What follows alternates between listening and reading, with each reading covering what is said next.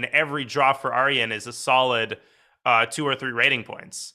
Absolutely. I think he's pretty happy with the result because let's again remember he was the last minute replacement after Richard Rappert decided to withdraw from the tournament.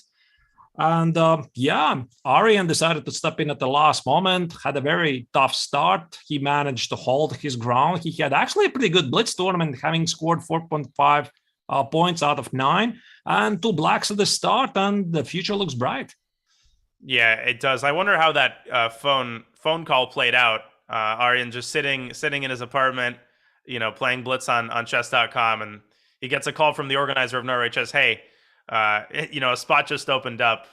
You're going to be playing pretty weak players like Magnus Carlsen. You only have a week to prepare, but obviously an incredible opportunity for the young Norwegian phenom.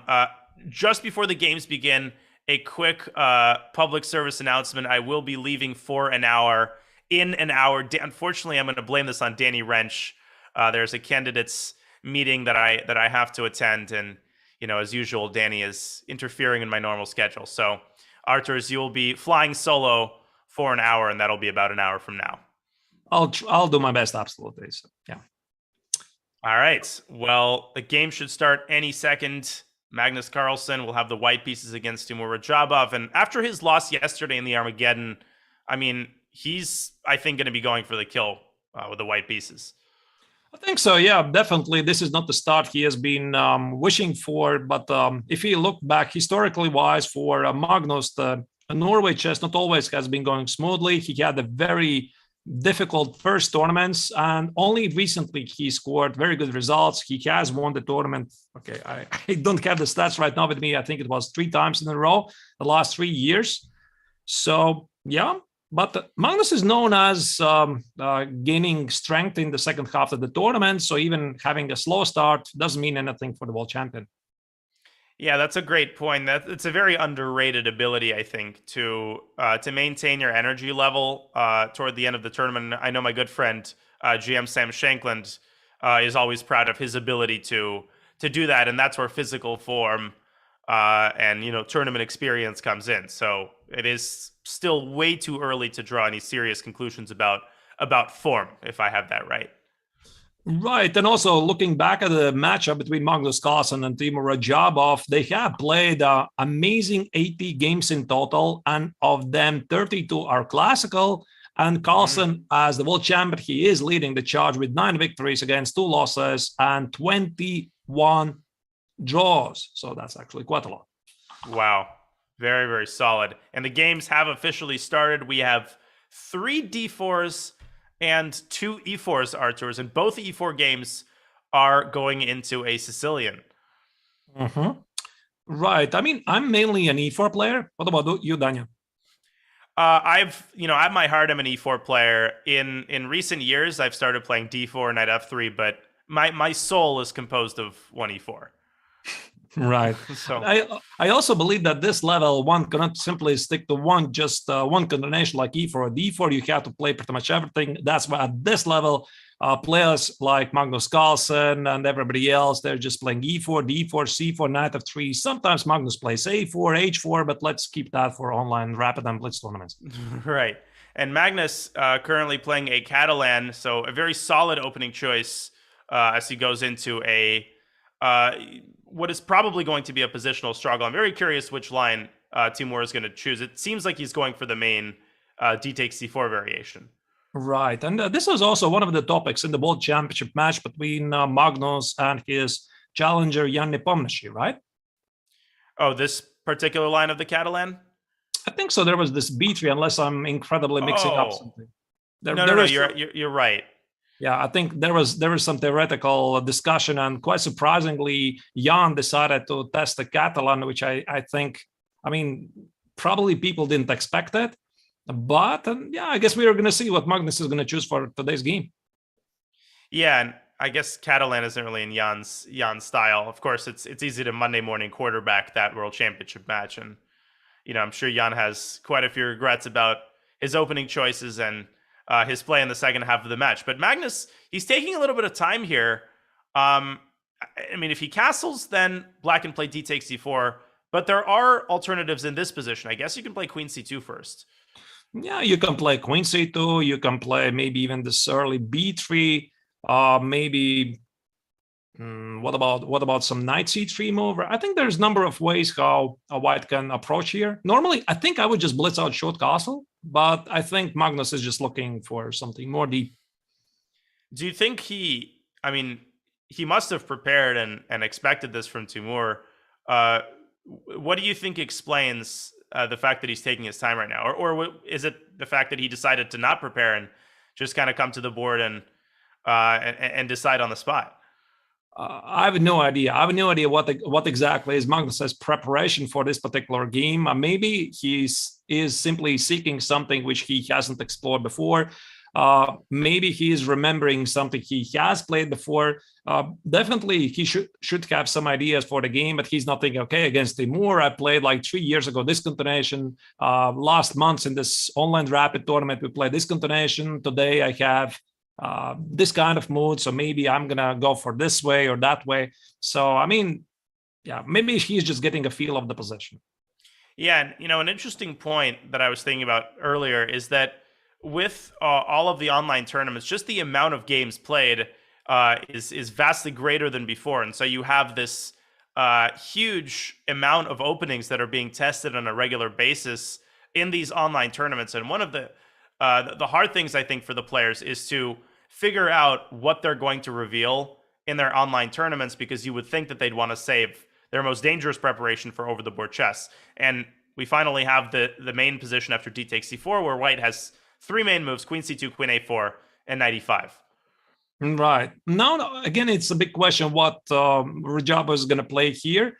Quite a trending combination. I believe there's this b5 idea. Mm-hmm. Yeah, b5, a4, b4, which has been quite popular in the last years. The classical continuation probably is something like a6. And I don't know actually the reason, Daniel, what's the reason why white decided to stop playing after a6, queen takes on c4, b5, queen c2, and bishop b7? Because I haven't been following the active development of Catalan. And for some reason, everybody is playing a4 and then queen takes on c4. Yeah, everybody and their brother. I think it's a mixture of just opening fashion, but there is this line which took over this variation by storm after bishop d2, bishop e4, queen c1. So the old main line is to go back to b7, but recently I would say already 6-7 years ago, there was this move c6, which started giving white a lot of trouble in this position. The point is to plug the long diagonal, and you actually just want to take the d4 pawn. You want to take on f3 and take on d4. And as far as I know, this is one of the reasons why a lot of Catalan players kind of soured on this variation. Oh, all right. That's very interesting, because I remember that it was being played something like, I don't know, 5 years ago. Now everybody switched to the a4 system, and indeed we have new moves here, and it is b5 played. So the best players in the world, they are following the fashion. And after a4, bishop b7, this also seems to be a pretty popular move. But I'll tell you honestly, I don't know much about it. Yeah, I mean, I prepared this a couple of months ago, so I feel like I've got a pretty decent handle on the position. Hikaru Nakamura has played this almost exclusively in the RCC, and Christopher Yu, the young American talent, he has also contributed, I think, to the theory of this variation. 20 years ago, I think, if somebody saw this move, even a grandmaster would faint. I mean, giving up the pawn on b5 like that sounds crazy, right? So it must be the critical choice must be to take the pawn, correct? Yeah, well, it's to take the pawn, and Magnus has taken, and then black plays a6, which is the sort of the crux of the variation. You're going for very rapid queenside development. You're sacrificing a pawn, so white can play and probably will play b takes a6, knight takes a6, and queen takes c4. And now black plays bishop d5 and starts developing quite a serious initiative on the queen side. There's c5, the knight from a6 can jump to b4. And as far as I know, black has been holding his own in this line for a couple of months now. Wow. Oh, that's a very impressive line. Black indeed seems to be very active. The b pawn makes an easy target. Yeah, I like it. Now the question is what Magnus has in the store for this continuation.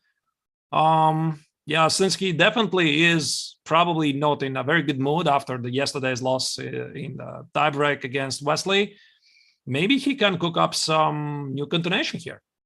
Yeah, there's also knight c3 as far as I know, which doesn't go immediately for the pawn, but after AB, you trade on A8, you take on B5, and I know that some of Hikaru's opponents in the RCC have been going for this position, trying to squeeze out a tiny advantage. You're not going for anything major here, but Black is going to experience problems with the C4 pawn. But Timur or Magnus rather has in fact taken on A6. Right, so b takes on a6 is on the board, so probably can expect this knight takes on a6, unless, of course, it is Timur who might have prepared some surprises. Yeah, something crazy like rook takes a6, but he's taking a little bit of time here. My guess is he's going knight takes a6 because, as far as I know, nobody's proven anything here for white thus far. So I'm very curious to see, as you were saying, what Magnus has cooked up here. Right. All right, so maybe do we wait for the next move or we switch to the next game? Let's maybe take a look at some of the other games. All right.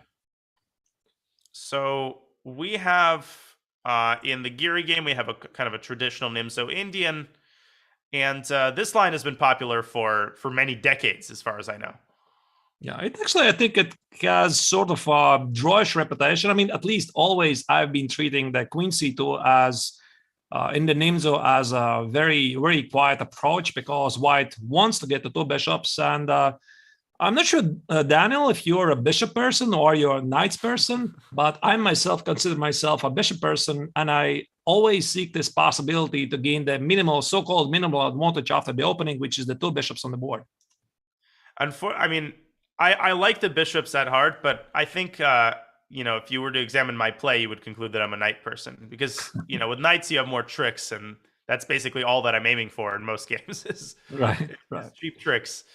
So, but yeah, two bishops is nice, of course. Yeah, so knight f3 is one of the continuations. Actually, I know there's a pretty sharp possibility if white plays bishop g5, and after bishop g5, if black is in the mood, he can play c5, right? After c5, d takes, d4. What was a queen g3? I have no idea what's the current status of this variation. It's pretty sharp. Black goes for a crazy attack, but this didn't happen. Of course, Anish is looking for something more solid. But what I really like about this continuation that here after c takes on d5, if white wants to switch to some kind of a cospat structure, let's say instead of knight f3, let's say we play c takes on d5 with the idea to play bishop g5 next, then suddenly black plays knight e4, a very surprising move, and then only recaptures e takes on d5, bishop f5, and has a very active game. Yeah, that's definitely not up Wesley's alley. He likes solid, fundamentally sound positions. And after queen takes c4, Wesley taking a pretty, or Giri rather, Wesley taking a pretty significant think here. I don't really play this for either side, so my theoretical knowledge is very hazy here. I know that bishop from c8 often goes to a6 in these positions. I'm not sure if it's a move in this exact situation. I think it is. And you can also go bishop b7, of course. Yeah, queen a4. And then D7. there's queen d7. Yeah. And then this endgame has been... Does white usually take here? I guess he does. I think it's something like queen d7, knight d7 is, I think it's more or less all right for black, but I think it was something like queen c2. What was it? I had rook c8 on c5. Again, I don't really remember the particular order of the moves. Again, c5, the idea is usually that, again, let's imagine that white takes on f6. Black says, I don't care about the double pawns on f6. Now, after d takes, I think it's something like rook c8. The queen goes to e7, knight goes to d7, and something along the way, black normally solves his opening problems. Normally. Yeah, gosh, there's so much theory in these variations. And I know Garry Kasparov, in his resurgent blitz tournaments, has flirted with the move h4 in some of these positions. I don't remember where exactly. Obviously not after bishop a6. Here h4 would be slightly inadvisable due to the subtle bishop takes c4. So bishop a6 is played, and I think we're going to go down that line that you just indicated. Right. Bishop a6, probably queen a4, but I think also there's some other moves as well. It's funny, Daniel, that you mentioned this h4, because I think it was last year in November, I had the chance to play a rapid game against Alexander Morozovich. In a interesting tournament, and he played exactly like that. I think it was something like queen a4. I don't really remember the particular order of the moves, but I think I played with the black color, queen c2, c5, and the very ever creative Morozovich, I think he played at some point, I think it was d takes, and then indeed it was h4. h4. Yeah, rook h3, and white got an excellent game and won a great game. Yeah. He always has something up his sleeve, doesn't he? And for those people who don't know, Alexander Morozevich, he was, I think, top 5 in the world at his peak. He was almost 2,800 FIDE. He's now more or less retired from chess. But, you know, if you want to look at a modern-day Mikhail Tal, take a look at Alexander Morozevich's games. You will not regret it. So queen a4 has been played, and Wesley responding with the intermediate h6. Not sure how that changes the position. And now he plays c5, so no queen d7. And I'm sure that this is another well-studied continuation. I don't know this particular line because I think my knowledge is pretty much limited to queen d7, but this looks very normal because black does want to play c5. And I think black's idea in general is to open the position because black doesn't want to play it slow. If he's going to play something like, let's say, knight e7, queen e7, I don't know, rook c8, c5, white wants to quietly grab the center with moves like e4, perhaps, maybe even e3, and this bishop on h4 could prove to be deadly. So it really makes sense for Wesley to break the center and seek a counterplay. Yeah, it really does, because white's kingside, while it remains undeveloped, you want to open up the center, you want to get the queen to b6, and you want to exert as much pressure as possible on the center and on the queen side. So DC-BC has been played. Giri continues to play pretty quickly here, but now taking a short think. We can keep an eye on this game. Shall we maybe move to Vishy's game, Arturs? What do you think about that? Absolutely. Yeah, let's do that. Right, so Vishy is currently the only leader of the tournament. And, you know, Daniel, I had a feeling before the start of the tournament that Vishy will be one of the favorites of the tournament because he has been in amazing form lately. He literally crushed everybody in the Superbet Rapid, right? And I'm not really surprised about his amazing play here in Norway. He's incredible. I mean, the 52-year-old Anand, he just, you know, aging like a fine wine, continually in good form. I mean, just the way that he plays, the way that he has preserved his dynamic, style. He's so hard to play against because he generally plays fast and has played fast since really the start of his chess career. And an interesting choice from Wang Hao. So we saw Vishy play bishop b5 check against MVL's d6. So Wang Hao goes knight c6, and this time Vishy refrains from the Rossolimo and goes into the open Sicilian. So what do you make of that? Well, I'm myself a bishop b5 player. I mean, I think I confessed this to the David Press and during the first round. I like it against the against the knight or bishop b5. Also like it here this is the so-called Rossolimo variation with the idea to take on c6, go for easy development. But d4 is always been around for decades. It's very popular. And of course, huge thanks to the now, unfortunately, he passed away last year, Grams to Yevgeny Sveshnikov, who made an incredible contributions to the opening theory here in this line. And he was one of the first grandmasters who insisted that this entire line of knight of 6 e5 is actually a decent move. And it was really criticized back then in the 70s and 80s because this is so weird. I mean, you weaken the square on d5 and this is just ugly. And yet black gets a good game because of dynamics.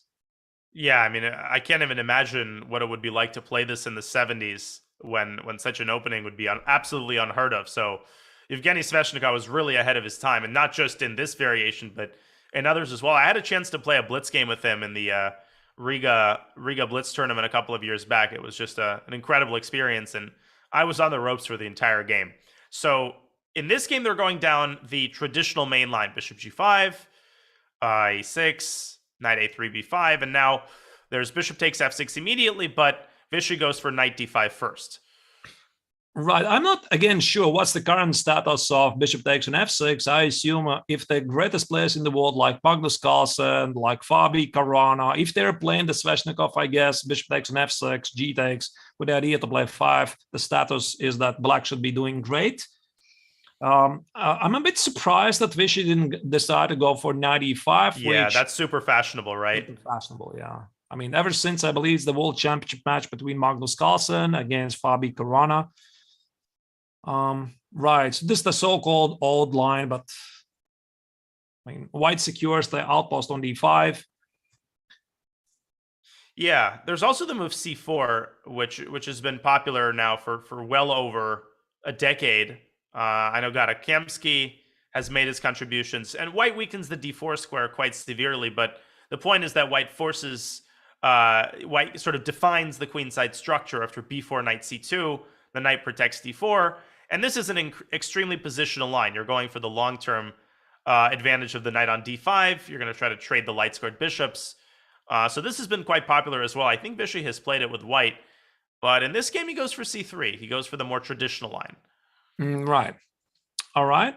So c3 is indeed on the board. Rook b8, knight c2, bishop g5, a3. I guess the idea is to prepare knight b4 in order to recapture the a pawn.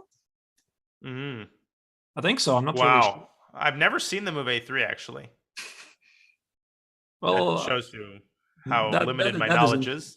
Because I think usually the old line before rook b8, right? I think at least I used to play it in my childhood after bishop g5, knight c2. Normally the idea was short castle, white would play a4. That was at least a big theory back then. And after b takes, rook takes on a4, white would get access to bishop c4, and sometimes the queen would go to a1. Right, so I think that's why Anish here, he played rook b8, and he says, like, listen, I mean, you're not going to play a4 because your pawn on b2 is going to be under attack. Yeah, it's interesting how, lines that were all the rage, a couple of years back are now essentially abandoned. So a3, and Wang Hao with a5, and now Vishy has settled into a pretty deep think. So I guess he could develop his light-squared bishop. He could play bishop e2. But I know that in these positions, white sometimes goes g3, h4, and then potentially bishop h3. Trading the light-scored bishops would essentially ensure that the knight on d5 remains very secure on its outpost. Right. Yeah, indeed. I think both plans are completely possible. G3, H4 maybe slightly weakens the king side, because I imagine that white wants to castle short. At the same time, white pushes the bishop back to H6, where maybe not always it stands best. I have a feeling that Vishy is going to play something like bishop E2, with the idea to play bishop G4. And black typically normally positions the pieces like this. I mean, he plays short castle, positions the bishop on e6, and tries to play f5 with the help of g6, because after f5, if white takes it, he wants to recapture with the pawn, establishing a strong pawn center. Yeah, that's exactly right. Is b4 something to consider for Vishy, or is that going against the principles of the position? That's actually pretty interesting. Fixing the b5 pawn is a weakness. Yeah. Right. Yeah, and then bishop d3, queen e2 potentially. Just very greedy continuation. Oh, that is interesting. I like it. Maybe actually something like this could happen, and this would pose a very interesting challenge for Wang Hao. I imagine that perhaps there could be a scenario when he'll have to drop the pawn on b5. Let's say after something like a short castle, bishop d3, bishop e6, queen e2, white applies pressure against the pawn on b5, and let's say black decides to ignore it, take on d5, go knight e7. Okay, but here there's a pressure on d5. My big point is sacrifice the pawn on b5 and establish some kind of a pawn majority at the king side. Yeah, that's definitely in the spirit of the Sveshnikov. You don't play this opening to cling to your pawns. So Vishy taking his time here. We'll keep an eye on what decision he makes and where and he has made a decision. He played bishop f1 to d3 straight away. He really likes your idea, Daniel. Yeah. Yeah, he's going after that b5 pawn. And he's also discouraging f5. I think that's, of course, the secondary idea of positioning the bishop on d3. Right. So most likely black is going to respond with bishop e6. I imagine you want to play bishop e6 because this also allows black to play f5. I mean, probably not right away, but after a short castle, because then white cannot really take on f5 because the knight on d5 is under attack. Right. Bishop b6, and then maybe Vishy will play queen e2, and we might actually see something akin to the line that you showed with the bishop takes d5, he takes d5, and black gets the kingside superiority, but potentially drops the b5 pawn. So, so we'll keep an eye on the way that this game unfolds. We've got two other games that we haven't looked at yet. Which one of them catches your eye? Well, both of them look pretty peaceful, but maybe let's go in the order that the games are shown to us. So that would be Shakhriyar Mamedyarov against Wesley So, and they have played quite a few games between each other naturally. So in total, 26 games, 16 classical games, and Wesley leads 4 victories against 3 losses with 9 draws. However, Topalov has won the last 2 classical games in the Gashimov Memorial in 2018 and 19. Wow. Very interesting stat. And this was a Slav. This was a Slav where Mamedyarov played an early g3. And this is a line that has been around for a while. And now black could go g6 and transpose into kind of a Grunfeld Slav. But instead, Topalov going bishop f5 and e6. And Shakhriyar playing a very typical move. As soon as the bishop gets to f5, it is hunted down by the knight. This is still pretty standard fare. And we get a very interesting pawn structure. D takes c4, knight takes f5. And this pawn structure really only arises out of this particular variation with those doubled f pawns. Actually, it's quite interesting. We had a very similar pawn structure yesterday when Magnus Carlsen, no, sorry, not yesterday, it was the first round, when Magnus Carlsen was playing against Van Gaal, and they got this position from Reti. I mean, it was knight f3, d5, g3, knight e7, this very topical line, d4, knight b6, and Van Gaal put the bishop on f5 and played e6. So, and then he played knight h4. Yeah, okay, this d5, knight e7 oddity, you know? That was very interesting. And they got a pretty similar structure, although black had the pawn on d5. Yeah, everybody's playing that now, this knight d7 line. So e3, knight b7, and it's important. I think some people might wonder why Topalov didn't try to cling to the pawn with b5. And it's important to point out that with the absence of a light-squared bishop, when you play b5, you create massive weaknesses in the queen side. White can play bishop g2 or even queen f3, and your position just kind of collapses immediately. So this is not in the spirit of the position. Right. Yeah, that indeed looks very weird. So black didn't even consider this. So yeah, black is relying on his 2 knights. I guess he will try to build a blockade, something along the lines of knight e5, bishop e7, short castle, g6. Since we already discovered, Daniel, that you're a knights person, I think you'll really like black's position. Oh yeah, no, this is very knight oriented, and I also like the clamp that black has on the e4 square.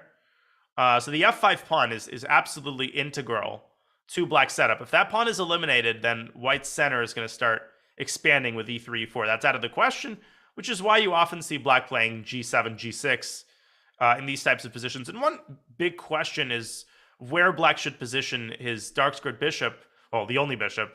My guess would be d6, right? That seems to be the most natural square. Yeah, d6, yeah, or maybe bishop e7 as well, because if you play bishop d6, knight e5, perhaps white might be willing to take on d5, but then again, he loses the power of the 2 bishops. Right. Yeah, so Mamedyarov is trying to decide where to put his own bishop b3 or bishop d3. I mean, bishop d3, you might be aiming for some sort of a quick e4, or maybe even bishop e2 is possible, as you're showing. It's hard to say where the bishop will be best placed. Maybe even bishop b3, yeah.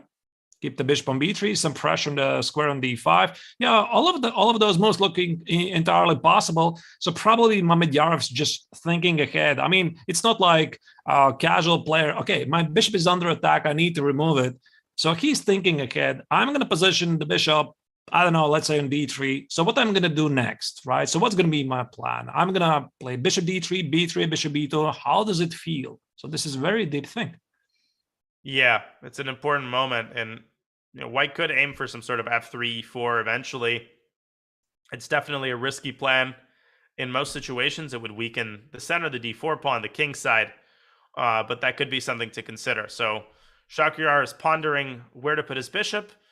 And in the meantime, maybe we could look at the the last game that we haven't examined yet, Right. which is the Tari MVL game with Arya and Tari having the white pieces for And the first time in the MVL tournament. simply doesn't get to play an open Najdorf. Nope. I mean, everybody Nope. declines. I mean, no, sir. We have the second game already. Bishop B5 check. I mean, this is again literally coming with a fire extinguisher. No fire here today. Just pure positional chess. Wow. Yeah, C4. I mean, just throwing water onto MVL's opening repertoire. He must have been annoyed to see this once again from Aryan. And C4 is quite popular in recent times as well. Right.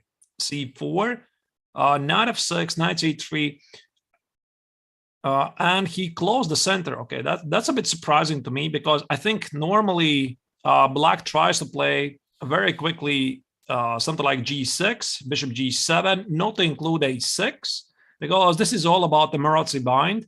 White wants to play at some point, I imagine, knight c3 and play d4, as it was shown in the first rounds game of Vishy Anand against MVL, where the former world champion played a textbook game, really. Yeah, so that's why I guess the Frenchman goes for a close center and changes the character of the game. God, those Marozi positions. I mean, I've been a Najdorf player my whole life, and I always struggled with black in the type of position that Vishy had with MVL in round one. Even if it's black is very solid, but you know, those pawns on c4 and e4, the space advantage and the slow, annoying pressure, you know, really got to me time and time again. So from that perspective, I understand MVL's choice.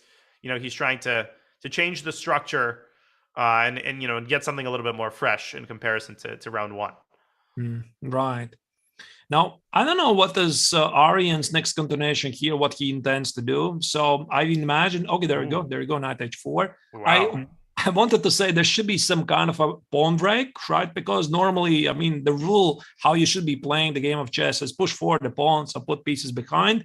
So knight h4, the idea, is it either f4 right away, or he wants to play something very deep with either g3, knight g2, or maybe knight f5, knight e3.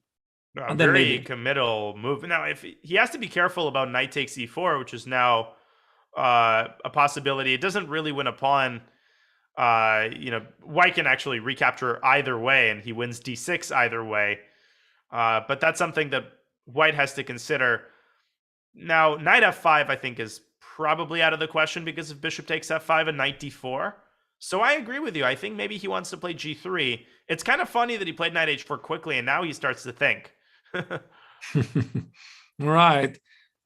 Yeah, I think that this idea exists. I'm not really sure of this particular variation. Maybe g3 right way, or perhaps make sure that this knight doesn't go to d4. Because if you look at this bishop on b5, I mean, what does it do? I mean, it's not doing anything. But then again, if you take on c6, black might want to take with a b pawn and eliminate the weakness on d5.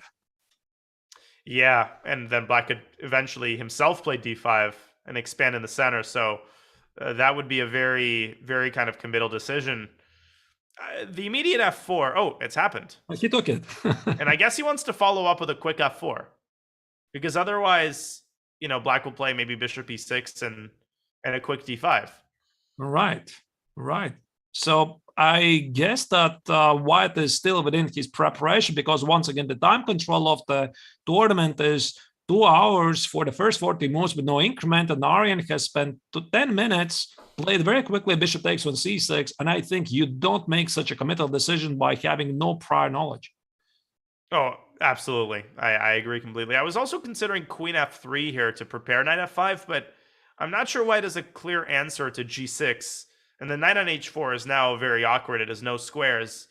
And if you play queen g3, you blunder into knight h5, winning a piece. Common type of blunder. Yeah, probably this is not going to happen. So nope. The big question is, what happens now? Is Aryan going to try to play f4? And now there might be some tactical variations. f4, let's say I take, and we need to calculate all sorts of things, probably start with knight x on e4. Yep. Knight e4, knight e4. I thought bishop g4, knight h5, go very tactical, try to get to the knight on h4, but I think you have knight f3. Oh, bishop g4, queen d2 defends the bishop, and then knight f3. Yeah, and we might get a 2 knights versus 2 bishops situation. So we're both happy. You'll like the bishops, I'll like the knights. But Aryan goes for the immediate knight f5.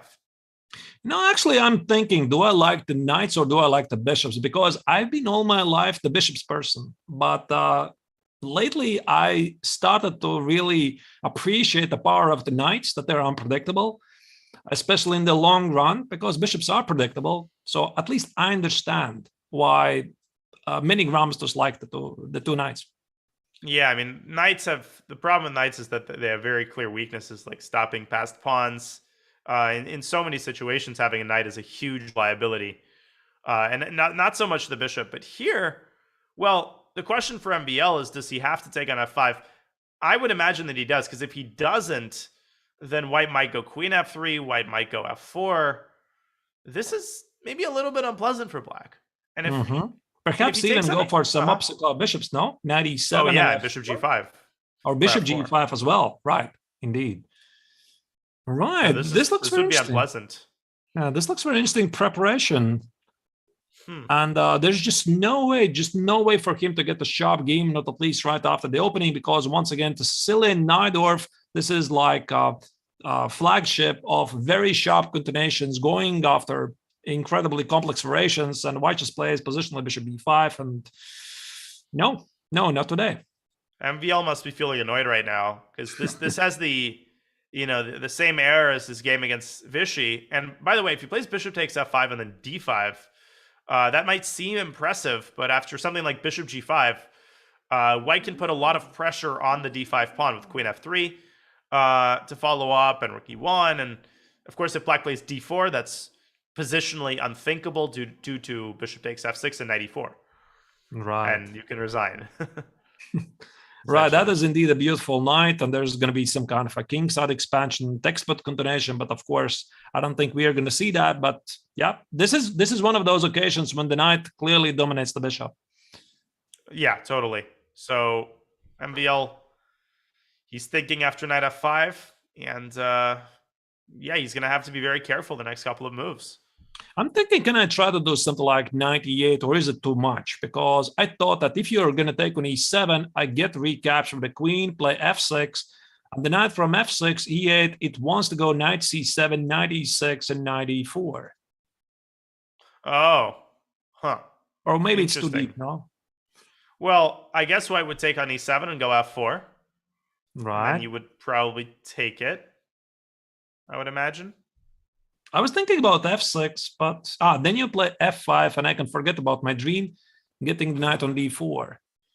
Right. Probably. Right. Maybe so that's not the end of the world, because black can prepare d5, but yeah. But who knows? It's hard to. These positions are hard to evaluate. Yeah, it looks very unpleasant. I agree. Huh. Yep. Wow. So knight f5 is on the board. Maybe we continue once again, go a full circle, check what's happening in other games. Sure. Yeah, no, this is, again, unpleasant for MVL. Let's take a look at the other games. Let's go to our bird's eye view. And, well, we've got a lot of moves in the Giri game and in the Carlsen game. So we've got, which of those games do you think we should start with? Yeah, maybe let's go back to the World Champions game. So this is the line you predicted. Knight a6, queen c4, bishop d5, queen c3.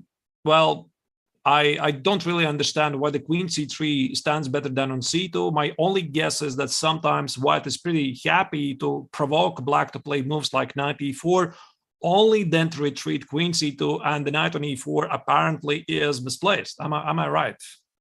Yeah, you are. And also queen c2 allows in some positions knight b4, although it's not as dangerous as it may seem, because if rook takes a8 and, white simultaneously hits black's queen, so white doesn't lose material here.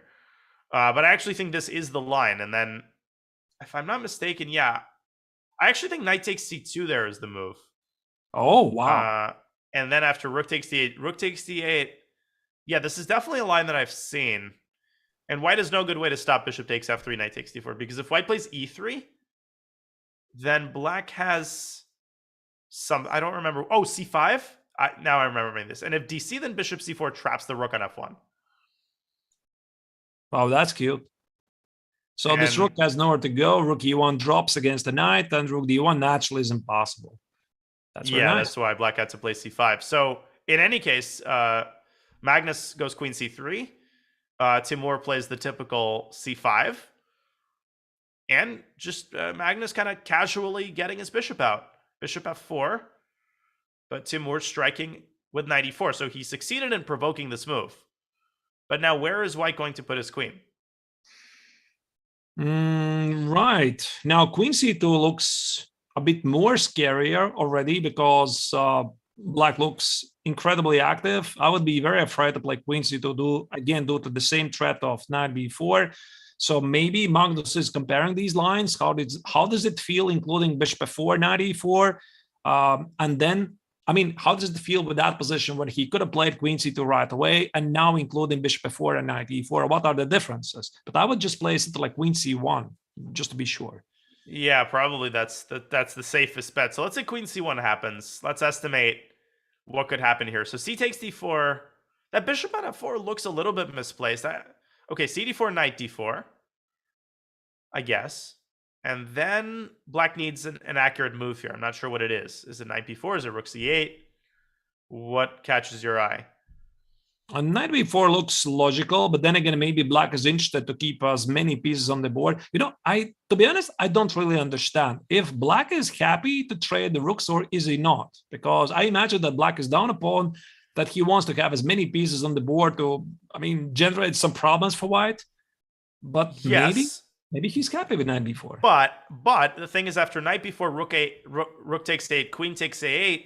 Another important point is that white can't easily develop the knight on b1. I mean, you could play knight a3, but you can't play knight c3 because of knight takes c3 and the bishop on g2 hangs. And if you take on d5, then the classic idea, right? The same knight that captured on c3 now takes back on d5, and black is up a piece. So I actually think knight b4 makes sense from a concrete standpoint. Mm-hmm. All right, but knight is slightly misplaced on a3. Yeah, it doesn't have too many prospects here, and rook c8 is coming, and black's got a pretty serious initiative here. Bishop f, queen e3. Maybe there's g. Yeah, I'm thinking. We're both G5. Thinking of that. Some g5 ideas indeed might be here, and you have to make sure that your bishop doesn't get trapped. I mean, bishop e5, f6. This is scary. This is scary. I don't know if Magnus is too happy with his position here. And after queen c1, black is also not forced to take on d4. Black can keep the tension. I'm not sure who that favors, but that's something Timur, I'm sure, is thinking about. Something like queen b6, trying to get white to take on c5 so that the knight from a6 can move to c5. I don't know if probably that's worse than taking on d4. Right, d takes, something like knight c5. Yeah, that looks very interesting. Actually, Daniel, I'm amazed because I see in the first round so many openings that involve pawn sacrifices. I mean, this is essentially the best chess of the 21st century. The modern theory has moved so far that you pretty much cannot play a single opening by not sacrificing a pawn. And like the Catalan line, in the first round, there was the game of Shahriar Mamedyanov against Ari and Tari. I mean, Mamedyanov sacrifices a pawn. Tari doesn't want it. Mamedyanov insists. I mean, please take my pawn, even if it costs me a tempo. I mean, it's just unbelievable. What opening was that? I'm blanking. The Tari that Mamedyanov was game. Some ninja of c4, d4, knight c3, and I already forgot the order of the moves, but I'm just amazed, really, in general, that the pawns they are considered to be, I mean, completely normal to give away just like that, and even white does it on a regular basis, and even goes for an endgame. I mean, goes for an endgame, trading queens down a pawn, and then says, "Listen, I have better pieces, and in the long run, I'm doing better."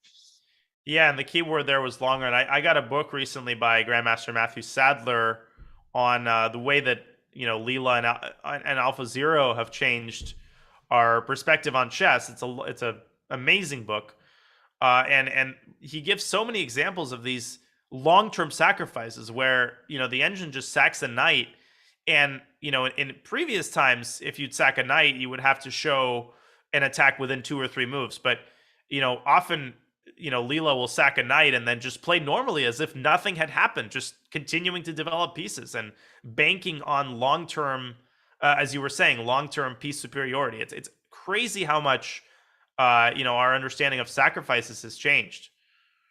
Right, that's absolutely incredible indeed. So this is just one of those examples. So queen c1 is on the board. Black has sacrificed a free pawn just to get a healthy development, and in the long run, Rajabov does expect that the pawn on b2 should fall, and that's also why the bar says, I mean, this is nothing special, and the position is about equal, although white has a healthy position, has an extra pawn, and yet it's equal. Yeah, but Timur's already spent 30 minutes, and, as we know, with this time control, you got to keep a very, very close eye on the clock.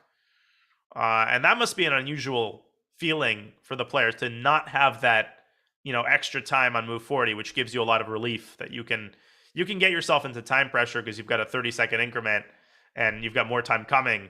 Not here. What is your favorite time control, Daniel? I mean, from the classical chess. The shorter the better. So I like 90 plus 30 for the whole game. That's by far my favorite. Oh, wow. Yeah, 90 plus 30. Yeah, I'm actually myself, I'm a big fan of the second time control because I like to take it slow. So normally when you are about moves 30, 35, I don't feel the stress. There's coming extra 30 minutes or so, but I don't really like those super long time controls. So, I mean, last year, there was this FIDE Grand Swiss. We played in total FIDE-chess.com Grand Swiss in Riga. We played in total 11 rounds in 12 days, and I think it was something like 1 hour and 50. No, I'm sorry, 1 hour 40 minutes for first 40 moves, 50 minutes for the next 20 moves, 15 minutes until the end of the game, and plus 30 seconds per every move. Wow. So that's average 8 hours game. 7-8 hours, that's normal. That's crazy. That reminds me of the Tata Steel time control, which was insane.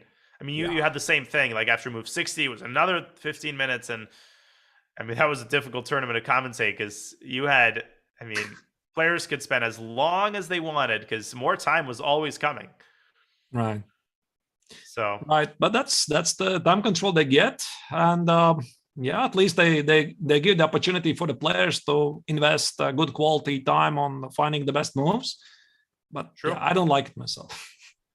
Yeah, no, I agree completely. But, all right, let's move on. Timur's thinking, let's move on. Let's have a look at our second game, which is Giri against Wesley. A lot of developments here with B2, B4 on the board. And looks like Anish is in control here. The king is on E2, though. Okay, this looks very, very theoretical. One thing I don't understand, though, maybe Daniel, you can explain to me why it's necessary to have h6. I mean, h6, bishop h4, black plays c5, d takes, b takes, rook d1, queen b6, and now white takes on f6. And I would imagine black would be happy to have the pawn on h7. I guess so. Maybe it's not a big deal because it sort of keeps the king more protected. And yet Wesley did this. Gosh, honestly, I have no clue. Yeah, pawn on h7 looks very natural. I mean, because you can't really talk about Luft because you already have the g7 square. Right. Queen g4 check in some positions, but even with the pawn on h7, that wouldn't be dangerous just due to king h8. So I have a hard time with these types of ideas. Maybe in some line on move 40, there's a situation where you want the pawn on h6. That's how it usually goes. But no, I don't know. It's hard to say. Maybe because of e4. I'm thinking if I play now immediately c5, b takes, maybe the big idea is there's e4 and you have no time for h6 because I might sacrifice on g5, no? Something like this. Yeah. I have no idea. I have no idea, really.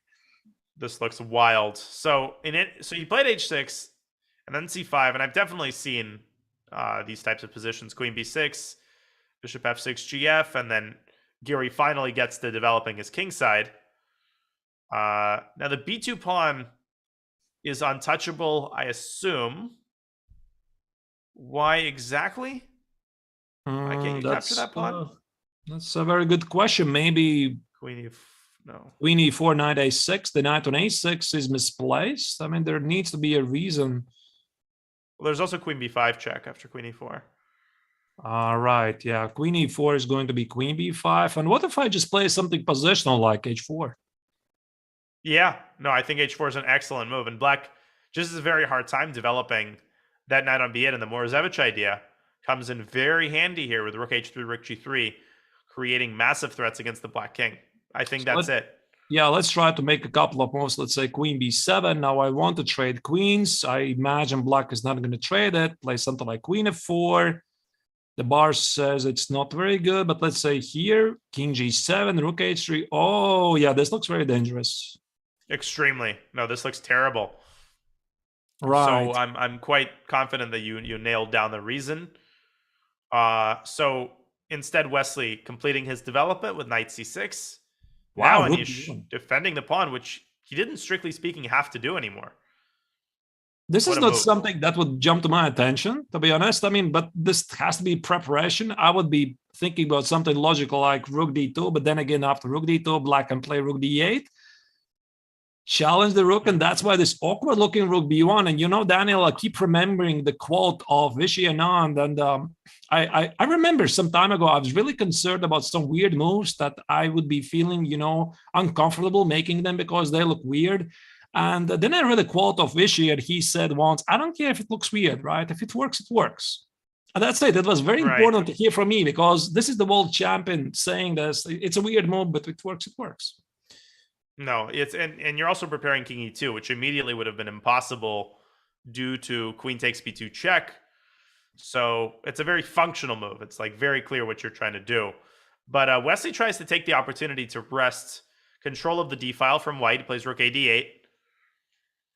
Right. And then king e2 happens, and rook d5, centralizing the rook, paving the way for the other rook to come in to d8 or to b8, as in the game. And b4. So you can't take on b4. The knight on c6 hangs. And what is white's threat exactly? I guess b takes c5 is a very serious threat here. So b takes on c5, and let's imagine if black plays some casual move like king g7, which doesn't make any sense. After b takes on c5, black there's queen b1. Oh, there's a perpetual check. Oh, wow. I wanted to explain my very big, beautiful idea that this is impossible because black plays rook takes on b1 and there's queen takes on c6, but you saw it a lot faster than I did. Rook b2 check, and this perpetual check because the white king has nowhere to escape, and knight e2 is something that white doesn't want to explore. Well, you can play king f1 on knight e1, but then black doubles on the first rank and wins the knight. You can't defend the knight with a queen, so... right. Wow, what a ridiculous line. That is definitely ridiculous, right? So even this king g7, which I wanted to show as something ridiculous, actually it's pretty much playable. But okay, I'm pretty sure that Wesley is going to play something more human. Although king g7, maybe it is human. I don't know. Well, once you determine that b takes c5 isn't actually a threat, you know, you start looking for these types of semi-waiting moves. Because what else can black do? Like, if not king g7, how does black, you know, improve his position?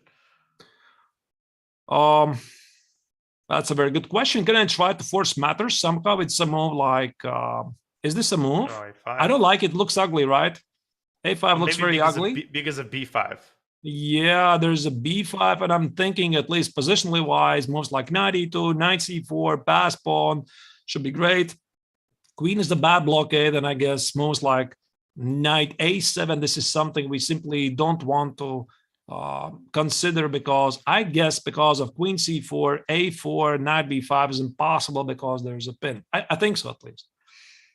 Right. So a5, b5 is an important line. Black could go a6 to try to stop b5, but that seems a little bit... I mean, b5 isn't all that scary with the pawn still on a7. Well, maybe it is, though. Who knows? Is b5 a positional threat or not? Hard to determine that. Right. Yeah, it's quite a tricky position. Huh. Yeah. And Wesley he's been playing quite fast thus far, but now he needs to be quite careful, I think. Right. So right. So after b4 knight e5, by the way, is on the board. So after knight e5, he removed the knight from c6. He's ready to trade. I mean, normally I don't expect that white should have anything real, I guess, because of the king. The king is slightly in danger, unless, of course, we are going to see forcing matters of knight e5, rook e5, and something like b takes on c5. And then now the big question is, can white get anything out of this after queen b1, rook b1, rook takes on b1, how to properly evaluate this position? Is white trying to win this? Probably not. I think it's probably a draw because the king is too weak. Rook b2 check is a problem, and white's never going to escape the checks without giving up a bunch of pawns. Right. So, yeah, I guess this isn't really a realistic. And black's king is just so safe on g7, surrounded by that pawn cocoon. In a way, the damaged pawn structure is actually good for black, as it gives the king a lot of space on the king side to hide from various checks. So I don't really see white winning in this case. But,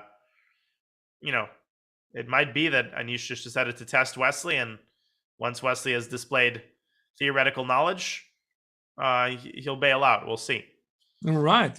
So, I think Daniel will probably make a break. I understand you have to go, so we'll be seeing you after 1 hour or so. Yep, I will be back in, I would say, 50 minutes to an hour. So I will be abandoning you, but I'll try to be back as soon as I can. You're watching Norway Chess, and Arturs will be back with some solo commentary after the break, so don't go anywhere.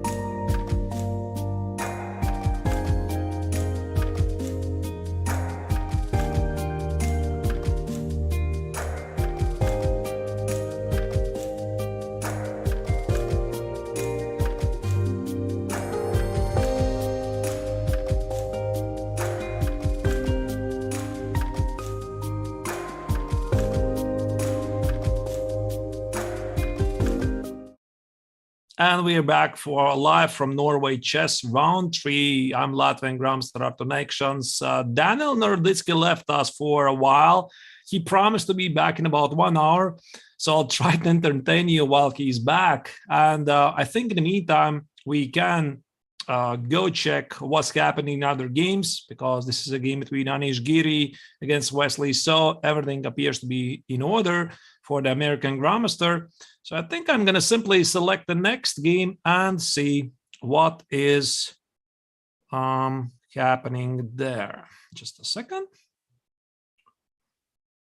So the next game we are going to check is Vishy Anand against Wang Hao. And like I already mentioned at the start of the broadcast, Anand is surprisingly, at least in the previous encounters, not a favorite of this matchup, because the Chinese Grandmaster is leading their individual encounters by 3 victories, 1 loss, and 1 draw. And actually, it's pretty interesting. They have played between each other back in the very first edition of Norway Chess. So those of you who don't know, this is the 10th edition of Norway Chess, first having started the amazing tradition back in 2013. And that's why also this year, many of the past winners were invited. So last time we left this position together with Daniel, we discussed bishop d3, which we felt was a very logical move, because white is supposedly preparing queen e2 to go after the pawn on b5. Now instead, something else happened. Knight e7 was played by Wang Hao, challenging the knight on d5, because the knight on d5 is definitely quite an annoyance for black. Knight e3, white improves the control of the d5 square. Bishop takes on e3, knight takes on e3 was played. So I can only assume there was something that black didn't like after knight takes on d5. For example, knight takes on d5, knight takes on d5. Black could play something like bishop e6 to challenge the knight on d5, and I would imagine white is thinking about moves something like bishop c2, bishop b3, and control the d5 square. But to be honest, I don't really think this is something very dangerous for black. Even the simple bishop takes on d5, queen takes on d5, short castle, followed by b4. So black looks pretty solid, although probably white will get a very nice outpost on d5 for the last square bishop. So this didn't happen, and after knight e3, bishop takes on e3 was played by black. After knight takes on e3, of course, Anand wants to keep his pawn structure healthy. Short castle, and bishop e6. So it appears to be that black has more or less solved his opening problems. I see the bar slightly prefers white's position, but it doesn't appear to be much. And I think actually the biggest question is how exactly Anand wants to continue, because normally you need some targets. Maybe can I play something like queen e2 here? Try to go after the pawn on b5. Black would play queen b6. And a longer game, for example, rook d1, perhaps rook d2. Black could play moves like rook d8. Think about preparing a d5 move. So eventually we might get some kind of an endgame, for example, rook d2. Again, I'm not really sure how accurate is this, but just the idea.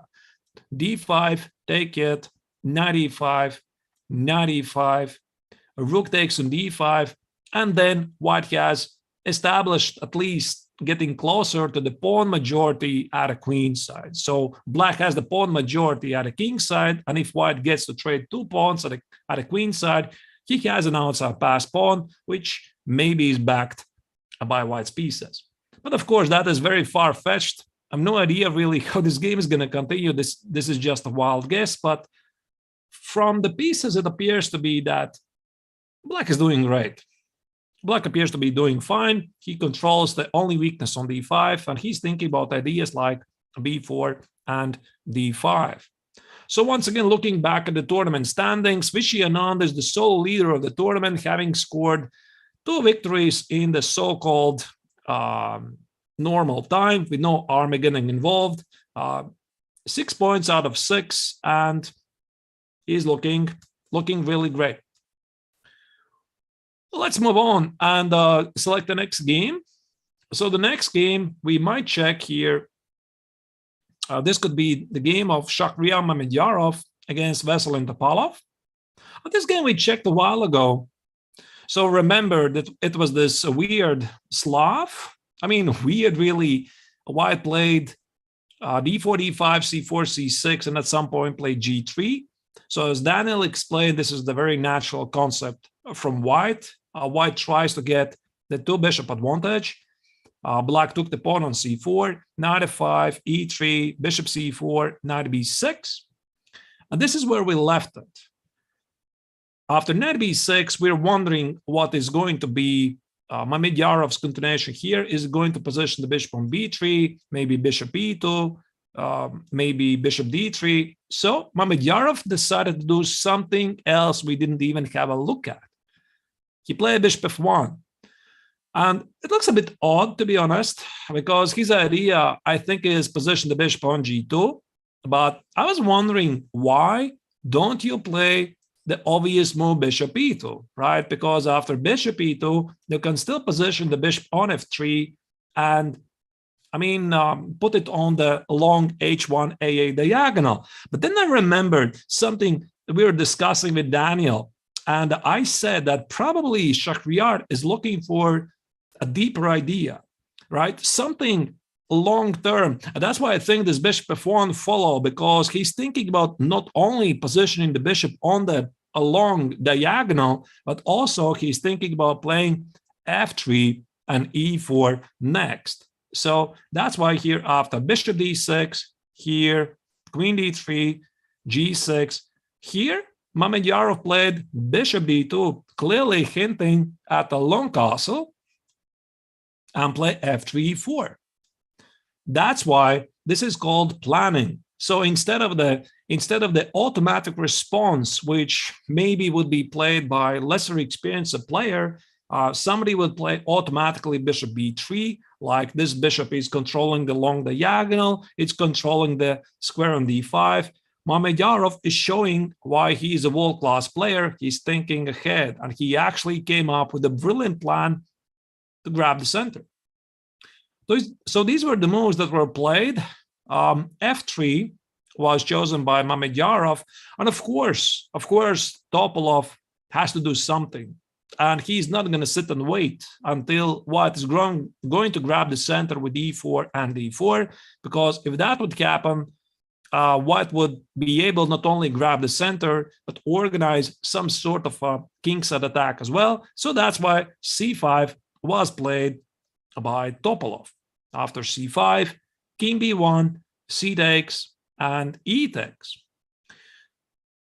This is something I think that Mamedyarov didn't expect, because I don't think he was aiming for this position, placing the bishop on g2, only to recapture on d4 with a pawn, because now you see this bishop on g2 is weird, right? It's not really doing anything. It's staring at the pawn on f3. And if White wants to play something like f4 to solve the problem of what he actually created, he weakens the e4 square. So I must only assume that maybe it was not the best idea. It looked very interesting. It looks very logical, but yet after f3, c5, White simply is not in time to play e4, and that's why the Azerbaijani grandmaster, he simply had to change his plan. Not sure why queen takes on d4 was not played here.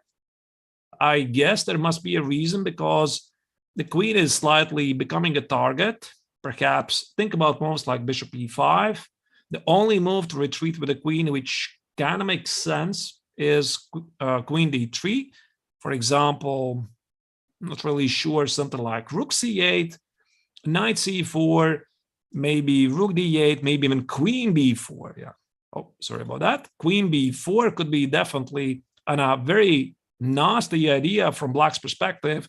Try to go for attack on the pawn on b2. So these probably are the reasons why Shahryar simply had to change his mind and take with the pawn, and queen d7 now is played by Topalov. At least it's a game, it's a sharp game, and both of the players are known for their creative playing style. So Veselin Topalov is a formidable champion.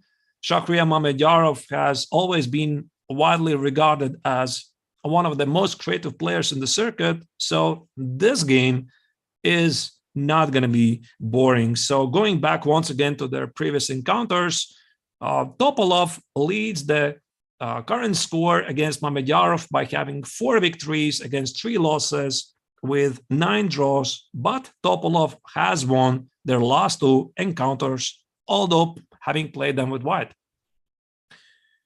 All right, I think we have to check other games, and going another full circle, we have to go back to the game of Maxim Vachier-Lagrave against Arjan Tari. Well, too bad Daniel isn't here. You know, I will use this opportunity to boast about my prediction skills. So here I was suggesting that knight e8 might be a move to be played because I felt that this knight on c7 could be rerouted to e6, and this is indeed what was played in the game, although the continuation is slightly different. So here the Norwegian Grandmaster here, he played f4, which does make sense because you need to probably push forward the pawns to create some targets, and without a pawn play, just using the pieces for white, it's not going to be enough. So Arjan decides to include in the game also the rook.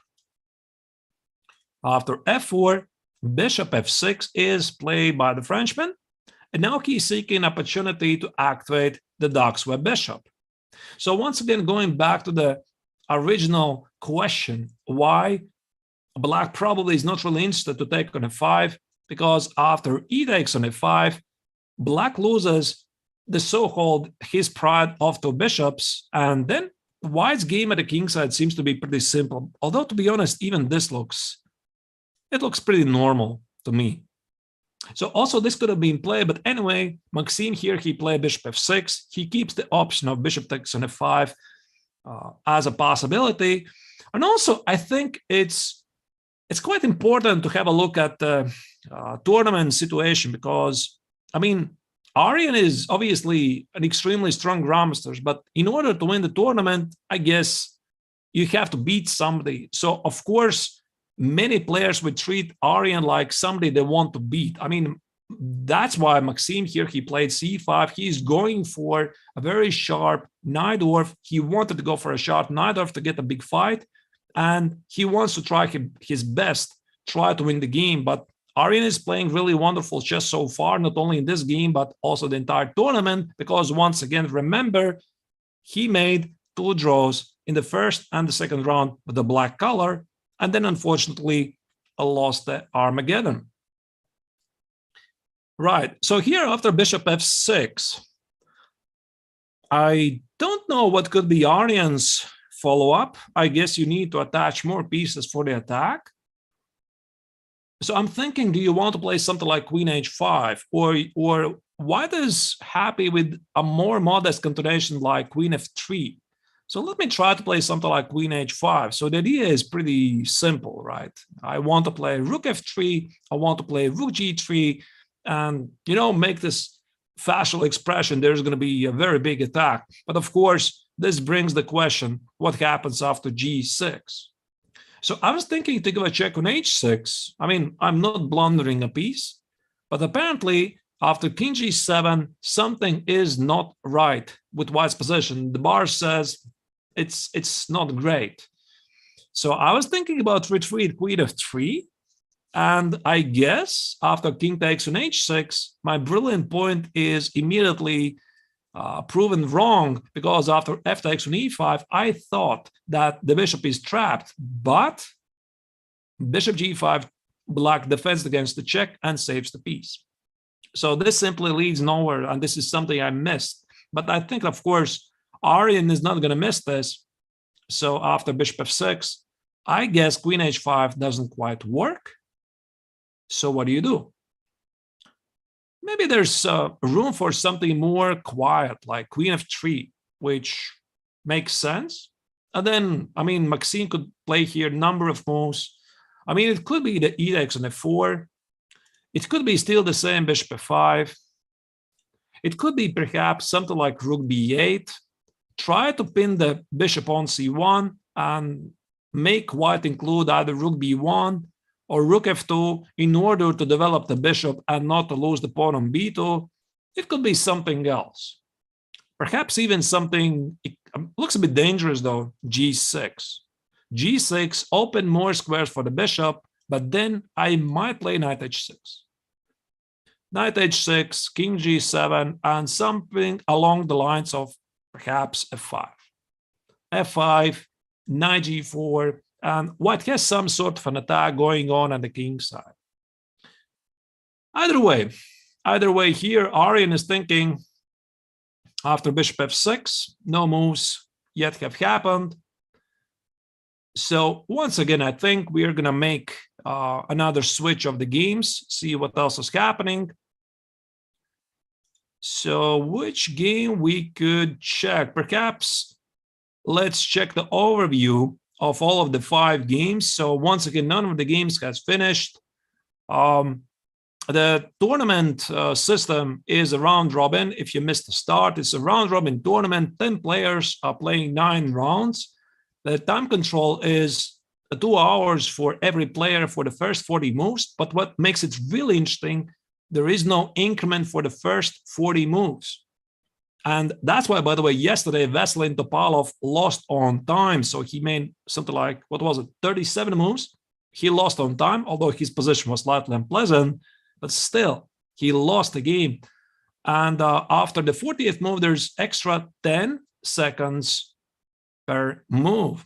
So if a game is finished with a draw within 20 minutes, both players are scheduled to play an Armageddon game, and the player who had the white color, he is given the white color also in the Armageddon, having 10 minutes against black 7 with draw odds for black. All right, let me check which game is quite likely to finish the first. I think it might be Anish's game. Anish is playing against Wesley So. Last time we left it was after b4, 95, 95, rook e5. To be honest, this position looks pretty dry. Now, it makes me really curious if Anish is going to explore bx on c5, but I just try to understand if he has anything else, because now black might be threatening already to take on b4. This was not the case a couple of moves ago, because here when Anish, he played b4, now naturally you could not take on b4, right? This knight on c6 is under attack, so black could not do that. So here, that's why the American played knight e5, remove the knight from the pin, knight e5, rook e5, all of this makes sense. And me and Daniel were discussing this bx on c5, and there is some probability that this could happen. Let's say take it, and take it. And now the question is, can you really extract anything out of this position? So white has a 1 pawn for a queen and a pawn for 2 rooks, so technically it's material equality. The pawn on a7 is also under attack, but I do believe, at least I would like to believe, that the 2 rooks, they can handle themselves. And black has the threat of rook b2 check as well, not only going after the pawn on f2, but literally try to eat every single pawn at white's king side. So no idea really if Anish wants to explore this. For example, something like queen takes on a7, rook b2 check, maybe rook b2 check, and I could go king d3, sacrifice the king side pawns. For example, take on f2. I mean, probably white has no time to protect those pawns, and play c6. So if black cannot manage to put the rooks on the c file at the right time, he could be in danger. Maybe something like a check. This would be pretty funny, right? That's a mate in 1. probably we cannot do that. So maybe something like king c3 and rook f1.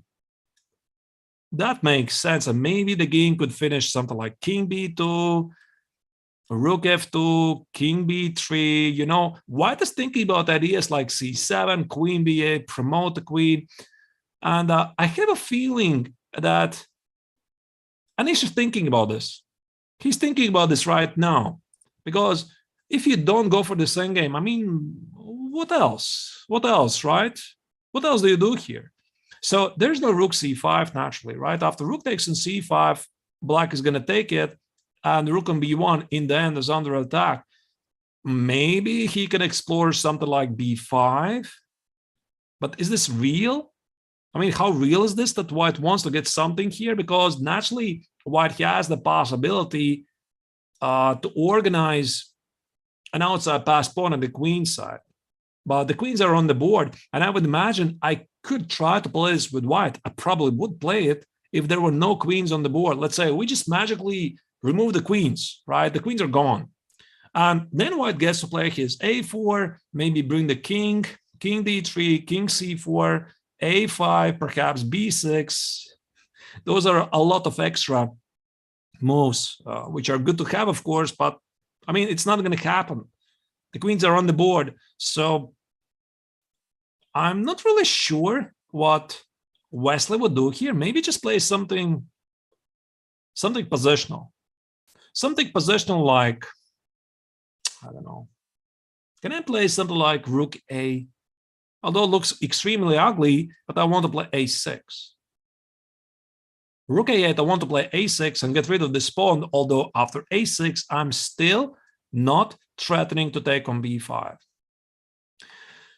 So it's quite a decision for Anish, and he's thinking about it. Maybe we are going to see this b takes on c5. So once again, this entire sequence of b takes on c5, take it, queen a7.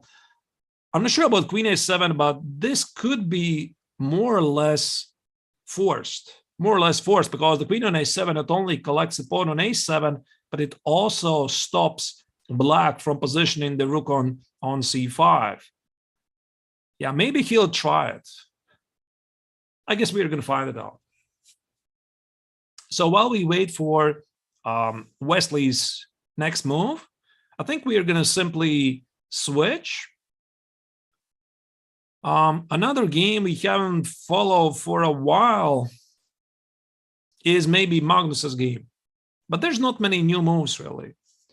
So Magnus is playing today with White against Timur Rajabov, and in the start I did mention that in their prior meetings between each other, Magnus has played against Rajabov 32 classical games, and he leads with 9 victories and 2 losses. And probably one of their most memorable encounters was in the 2013 Candidates Tournament, which some of you even might remember, because there was this very famous race for the winning the Candidates Tournament between Magnus Carlsen and Vladimir Kramnik. I hope my memory is not totally wrong. And Magnus managed to grind down Rajabov in a quiet endgame. So that is one of their most spectacular encounters. Right. So they have also played in the Norway Chess once in the very first edition back in 2013. And once again, this is the 10th edition, and quite a celebration for Norwegian chess. All right. So after queen c1, this is where we left it. Daniel was pondering between the choices that black has. He was suggesting moves like c takes on d4, queen b6 also felt like a possibility. Now Rajabov, indeed, he took on d4, knight takes on d4, and here we had a discussion. Does black want to trade the rook with rook c8, or he wants to play knight b4? Now, instead, Rajabov chose something else. He played knight e to c5. That is a bit interesting because it takes away another square for another knight. After knight e to c5, Rajabov I guess, was not feeling very comfortable with the knight on e4. I don't know why, to be honest, because I felt that most like knight b4 or rook c8 felt very natural. But I guess he calculated something that knight c5 is a better move. And after a short thought, the world champion has responded with bishop takes on d5. And I think it's pretty safe to say that queen takes on d5. Yep, queen takes on d5 is on the board. And why queen takes on d5 and not e takes on d5? I think that the explanation is pretty obvious, because then white would get a very powerful outpost on d4, and the black pawn on d5 is just incredibly weak. So that's why it's not a great idea. And after bishop d5, queen takes on d5 is on the board. And now the question is, how is Magnus going to solve two problems? So problem number one, the knight on d4 is under attack, which is very obvious. The second problem is maybe also pretty obvious. If the knight is going to go away, there's knight b3 fork. So I would expect something like rook d1. Rook d1 defends the knight with some tactical ideas. For example, e5. I might play, I guess, knight f5, queen e6. And if nothing really works, I could, although I don't know what I'm supposed to do. Knight b3 is a big threat. What I'm supposed to do here? Maybe something like knight e7, queen e7, and what? Queen e3? Is this very obvious? f6. I'm afraid I might lose my bishop here. I don't know. I think white might find himself in some problems with the bishop on f4, because also Daniel was slightly surprised with this weird move, bishop f4, but I guess white needed to play something right after the opening, and he did. So bishop e3 instead is played by Magnus, and now probably he has prepared that after e5 he will have knight f5. And after knight f5, black is not in time to execute the fork on b3, because there is another fork, much stronger, hanging on e7. So most likely e5 is not going to happen. And yeah, now what? I think something like queen b7 looks very normal. But then again, I'm not sure why the black queen needs to be removed from the d5 square. It just stands nice. Maybe some kind of normal activating move. Maybe put the rooks on c8 and b8. And then in the long run, black, due to his piece activity, probably wins back the pawn on b2. How it's going to happen, I have no idea, really. For example, let's say rook c8, knight c3. I guess these knights need to be developed. Let's put the queen on. I'm not really sure. Maybe even queen c4 could be a move. It looks pretty active. Queen c4, white is going to play something like rook d1. But I think structure-wise, it's quite important to understand what should be Magnus's approach. He wants to trade pieces, as many as he can, right? So he wants to trade the knights. He wants to trade both knights. He wants to trade bishops. He wants to trade rooks. And the more pieces he trades, the more powerful becomes his extra pawn. So also, I think it will works vice versa for Rajabov.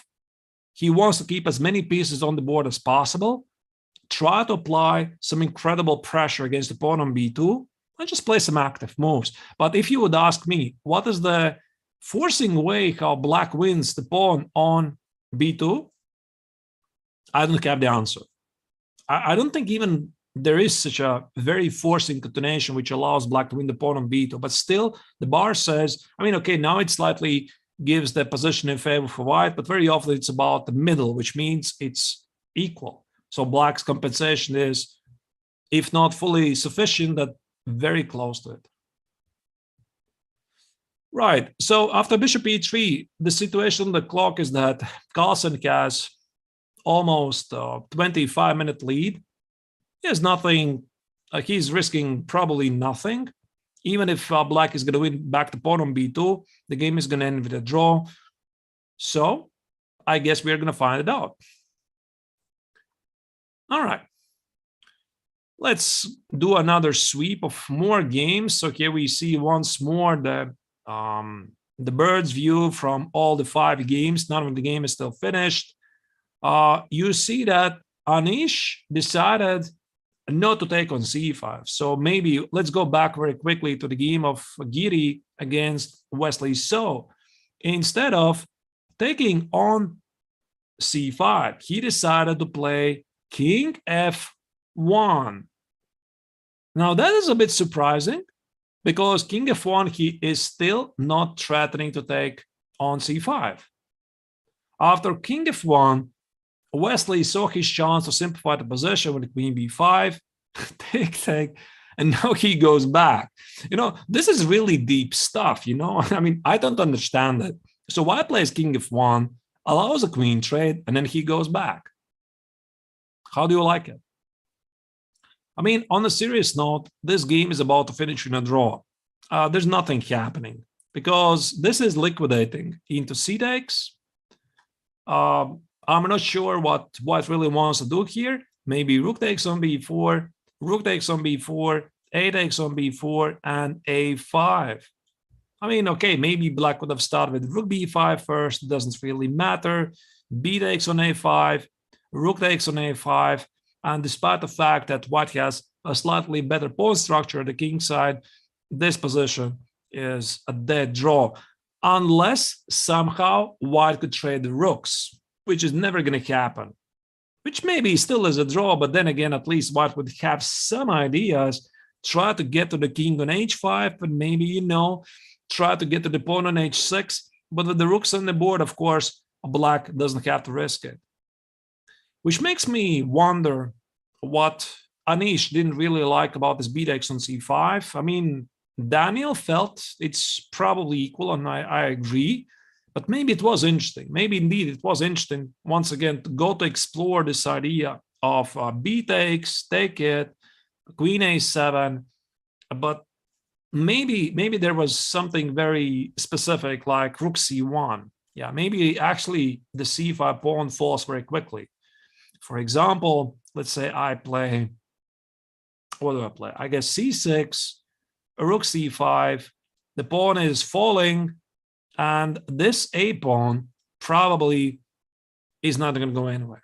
So black eliminates one pawn, then puts the rook behind this pawn, eliminates this pawn as well. Now probably if White doesn't want to lose the game, he has to find a way to deliver a perpetual check or something like that. And probably Anish just realized, okay, listen, I mean, I'm not really threatening to win this game. He played king f1, queen b5, take, king e2, and now after king e2, I believe there's, let me double check it. There's no more moves.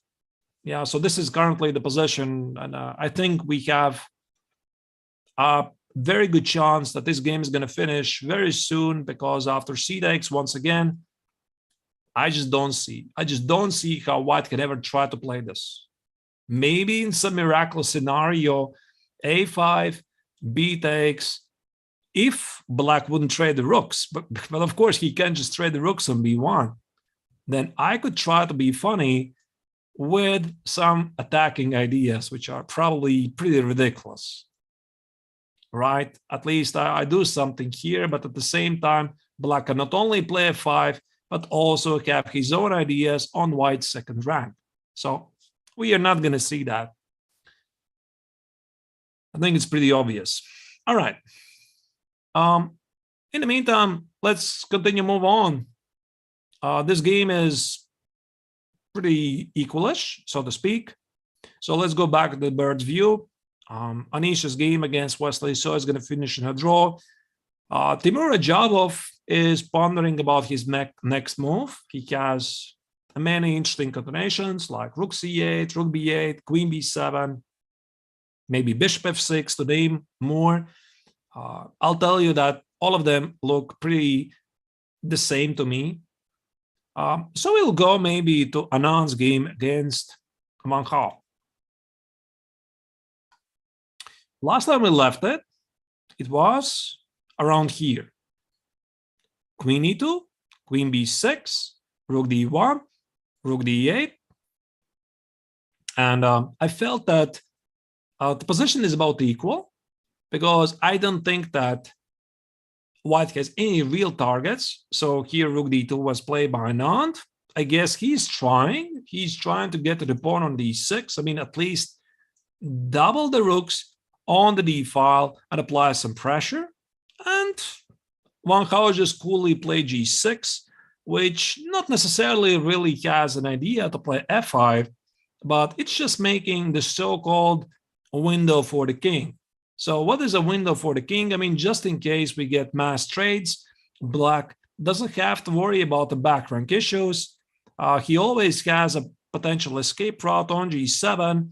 So think about the next move like king g7. Maybe he can try to grab some more space with moves like h5.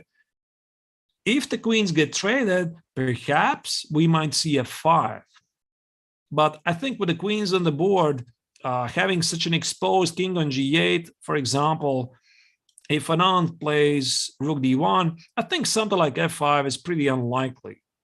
f5, probably Anand will immediately jump and take it, and there might be even some tactical shots on f5, although I don't see it right away.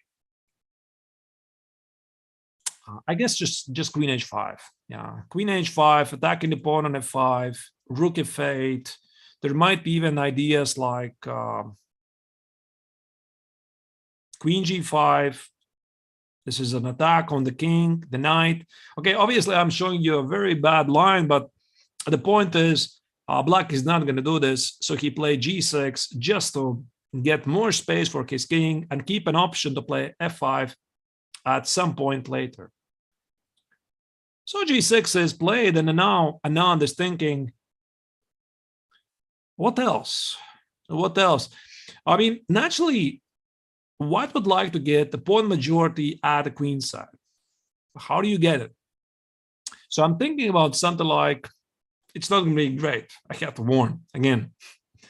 For example, c4, right? And after c4, white would be dreaming, let's say, if black takes it, I take on c4. I'm once again fighting for the d5 square. I have some potential future ideas to expand the queen side, push b4, organize a pass pawn. All of that is great, but black is going to play, I guess, simply b4.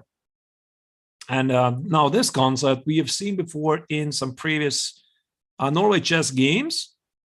And now I just don't like these dark squares from the white's perspective, because black has ideas like knight c6, knight e4, and queen c5. And you're looking at this bishop on d3 and you're really wondering what it did to you, because it's just terrible. So of course, I think Anand is not going to play c4. Maybe he might play something like b4, which was an earlier suggestion in the discussion between me and Daniel. But I think particularly here, the pawn on c3 is going to be weak. So black would just focus on this pawn, for example, something like rook c8, and start to apply some pressure. So I don't think Anand wants to do this. So I guess Anand is going to play maybe something quiet as well. I mean, okay, rook d1 probably makes sense, but he could also respond with maybe some kind of same gaining space for the king. I just don't know what it is. Could be something like h4, for example.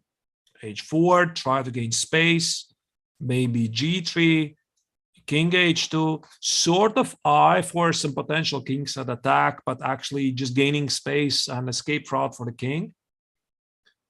So yeah, Anand is thinking. Anand is thinking, not much is happening here, not much excitement. Right, maybe he doesn't really need to push very hard for the win, because once again, he is one of the, I mean, not one of the leaders, he is the sole leader of the tournament, having scored 6 points out of 6 or 2 victories in the classical games in the first 2 rounds. So maybe he's just chilling today. All right. Let's move on. And in the meantime, you see in the Bears view that Anish Giri against Wesley So, they have already finished their game. I guess we are gonna wait for the Armageddon game, and according to the regulations, it's supposed to start within 20 minutes. I didn't really get which moment they finished, maybe 1, 2, 3 minutes ago. So I guess we have still about 50 minutes until the start of the Armageddon. Anish will be given the white color, and they will be battling for an extra half a point. So once again, according to the tournament regulations, winner gets 3 points if he scores victory in a classical game. If the game goes to the Armageddon, then the winner gets 1.5 points. The loser gets 1 point. So it's a half a point difference, and it does matter. So Anand played A4. Now, going back to the game of Anand against Van Gaal, A4 is on the board, which is a very common idea. So the big idea obviously is try to create a pass pawn on the queen side, outside pass pawn. But actually, B4 looks also pretty interesting. But of course, let's check, for example, B takes on A4. B takes on A4, rook takes on A4. How do we evaluate this position? I guess it's about equal. Now black can play D5. Black can play bishop B3. Black can play bishop D7, A4. There's so many combinations. I guess the simplest, which probably leads to mass trades, something like D5, I guess. D5, take it. Knight D5. I guess knight C4 is risky due to some knight F4 tricks.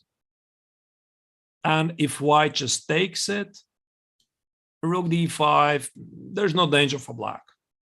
Absolutely no danger at all. So I don't think this is something that Van Gaal is rejecting. Probably he's thinking about it. But again, I mean, black might play something else. He might play, for example, play B4. B4. Again, white cannot play C4 for the same reasons that these dark squares are incredibly weak. And what has Anand prepared here? Actually, B4 is a very serious move because black wants to take on C3 and create a weakness on C3, and perhaps then think about the right executed D5. And look at this bishop on E6. If this goes to an endgame, then black has a good bishop against a bad pawn on A4. So maybe Anand's idea is to play something like bishop C4.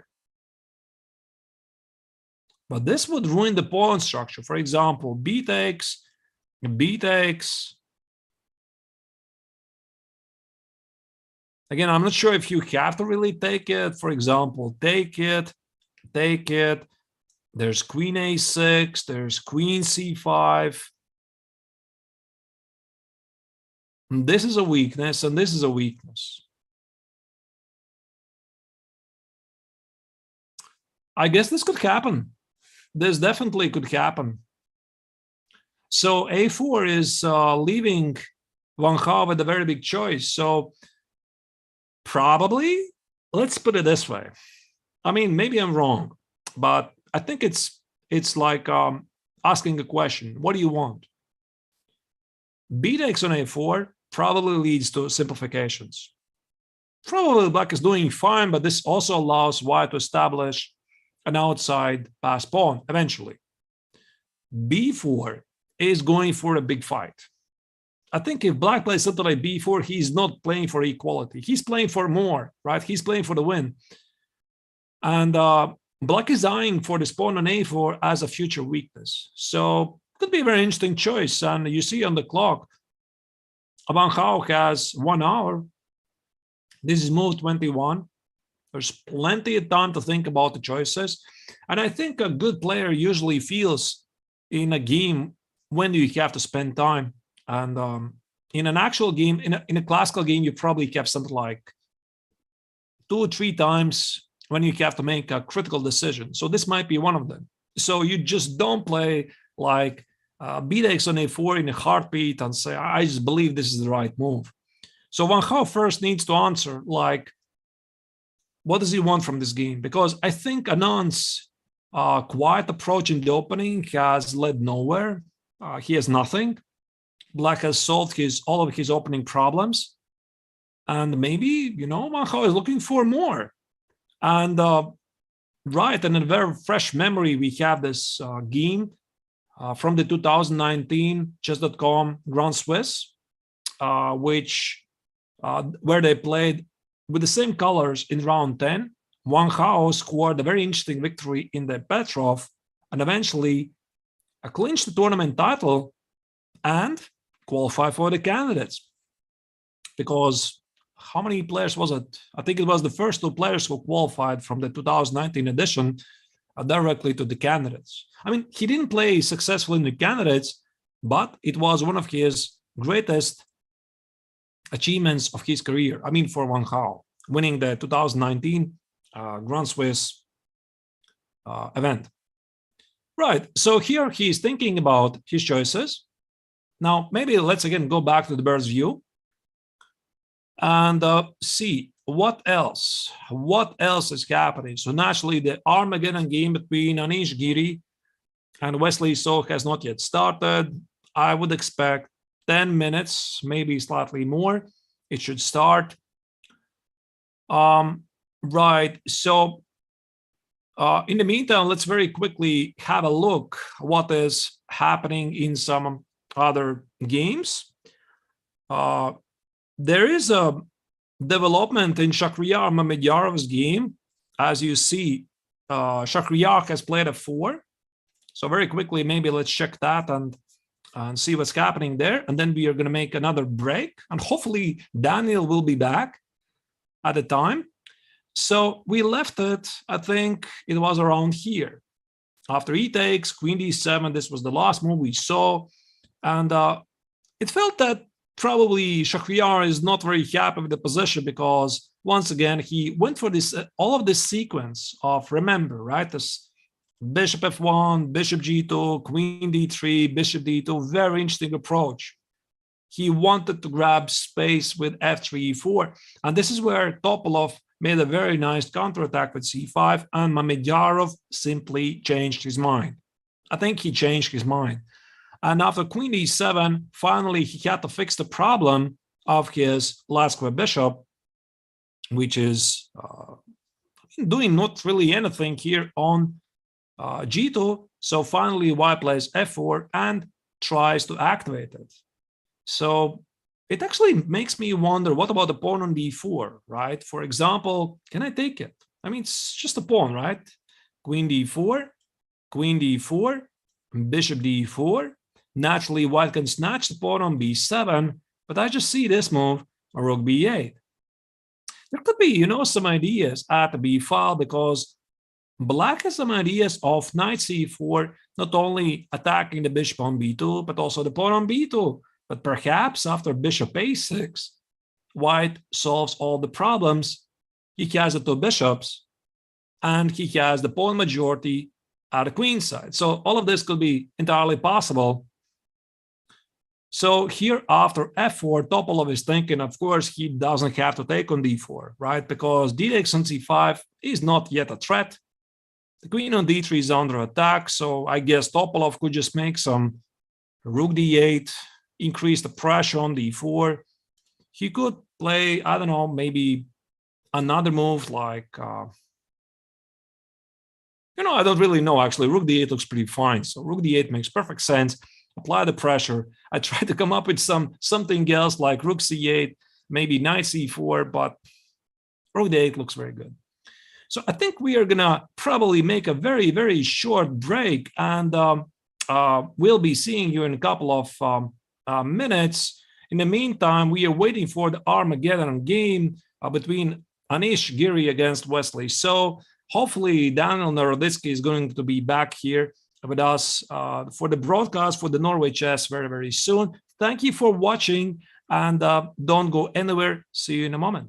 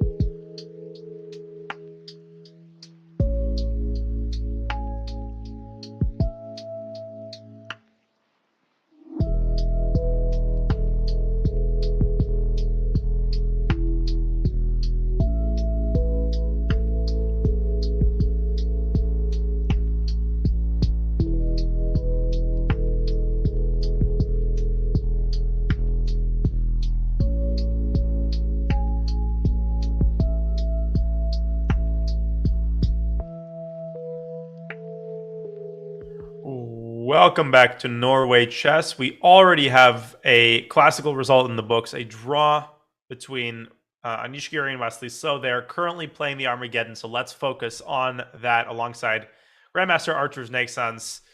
All right, so Arturs, we've got 26 moves, white in a must-win situation, and this isn't looking great for Anish. Yeah, it looks incredibly solid.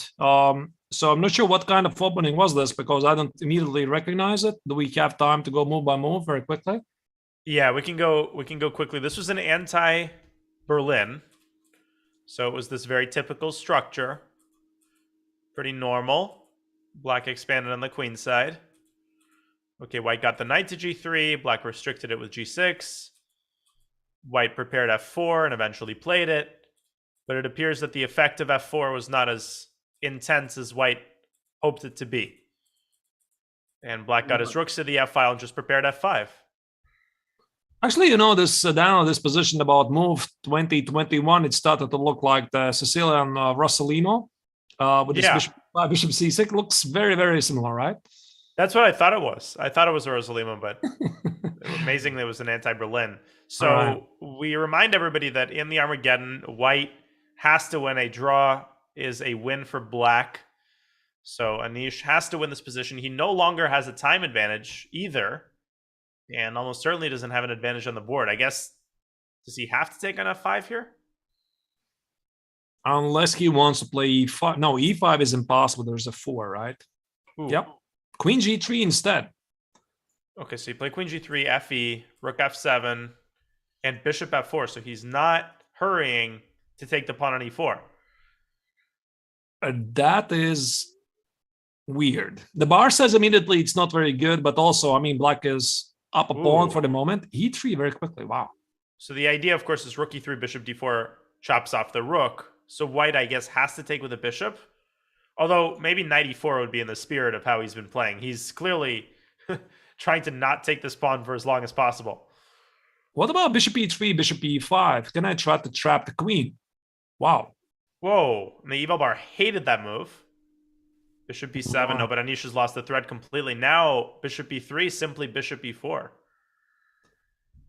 Right. So bishop e7 played very quickly. And they are going to get an extra time, but I believe it's only after move 40, right? Extra 1 second, which probably is pretty much nothing. Right. And king h1, it looks like white's position is completely in the toilet now. What about bishop takes e4 and then bishop c3? Ooh. Bishop takes c4 apparently was a mistake. So the game is still alive. Rook takes on e3. The bishop gonna go. That's a pin, I guess. Bishop takes on g2. Will be played. But I don't see how white's gonna win this. I mean, black is up a pawn. The king is wide open. Just queen f5, for example. Yeah. Yeah, this looks very, very good for Wesley. And once again, for black, it's just good enough to win the match by making a draw. They're battling out for extra half a point because the winner of the Armageddon gets 1.5 points. The loser gets 1 point. And right, queen f5, queen d5, queen c6. Oh, he gave a check to play h5 later. I guess that's his idea. And he's covering the e8 square, so there's no shenanigans with rook e8. And now black can just chill. King h7, potentially bishop h6. You could play bishop h6 even immediately if you wanted. Now white's not winning this, and there's just no way. But of course, I mean, Anish has to continue to play because, like you already mentioned before, there's no rating, and loss for him is equaling a draw is equaling the loss in the match, so he's going to try. Queen e1. So he's, I think, trying to go bishop g3 and then eventually go rook e6, for example. None of that looks even remotely dangerous for black. Queen can always come down to f3. Can I play something like bishop f8? That looks pretty solid. Bishop f8, bishop d6, or even rook e7 ideas. Try to trade the rooks. Probably even the bishop on d6 is just good enough. Also, it stops your bishop g3 idea, I think. Right. I like bishop f8 a lot. No, if black can trade the bishops, then it's essentially all over. Wesley's thinking. He has plenty of time. 3 minutes, 20 seconds, 1 minute ahead on the clock, and it's on the board. And he goes for your idea, bishop f8. Very strong move. Does white have any way to keep the bishops on the board? I don't think so. Rook e8, obviously not possible because it drops the bishop. And king g1. So bishop d6 is incoming.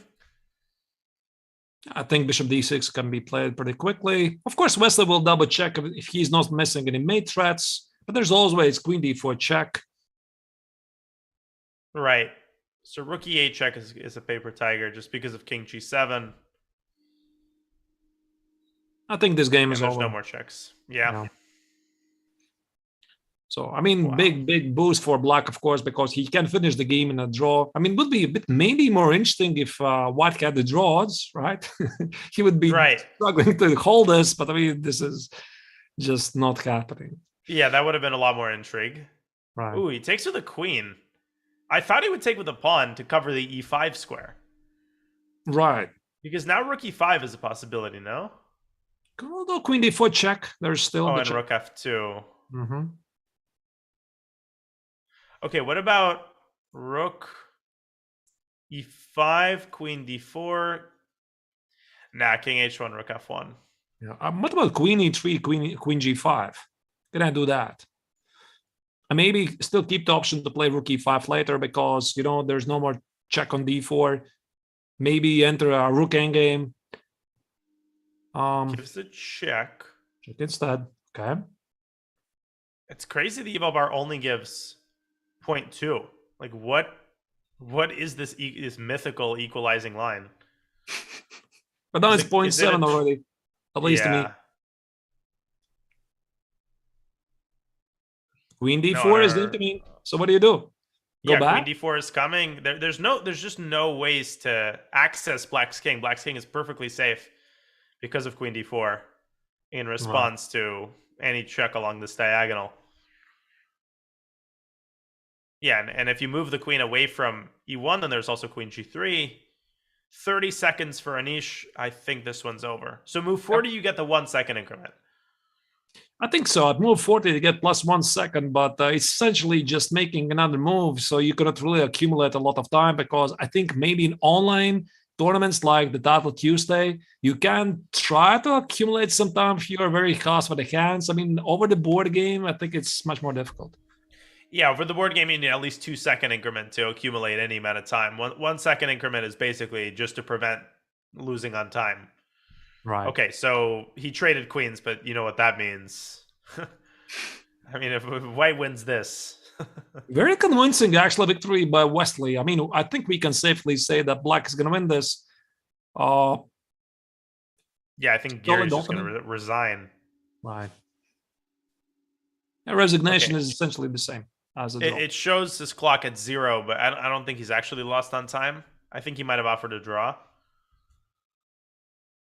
We're about actually, what would you do, Daniel? I mean, of course, the tournament situation says the draw is good for you. It's a victory. But would you, let's say, play? I mean, let's say, perhaps not this position. It's not winning. But let's say you have something like 2 extra pawns. And your opponent offers a draw to salvage the rating points. And you know draw is securing the victory. What would you do? So I'm up 2 pawns. And if I draw, I win the tournament. Right. Well, I'm probably, to be honest, I'm probably taking it. Like, I would like to say I'm someone who doesn't accept draws, but in situations where I'm winning the tournament, you know, to me that's the most important part is the sporting result. So there's still an element of chance, right? Possible, you know. Yeah, I mean, definitely. If you decline, I mean, maybe something happens, you flag or something, right?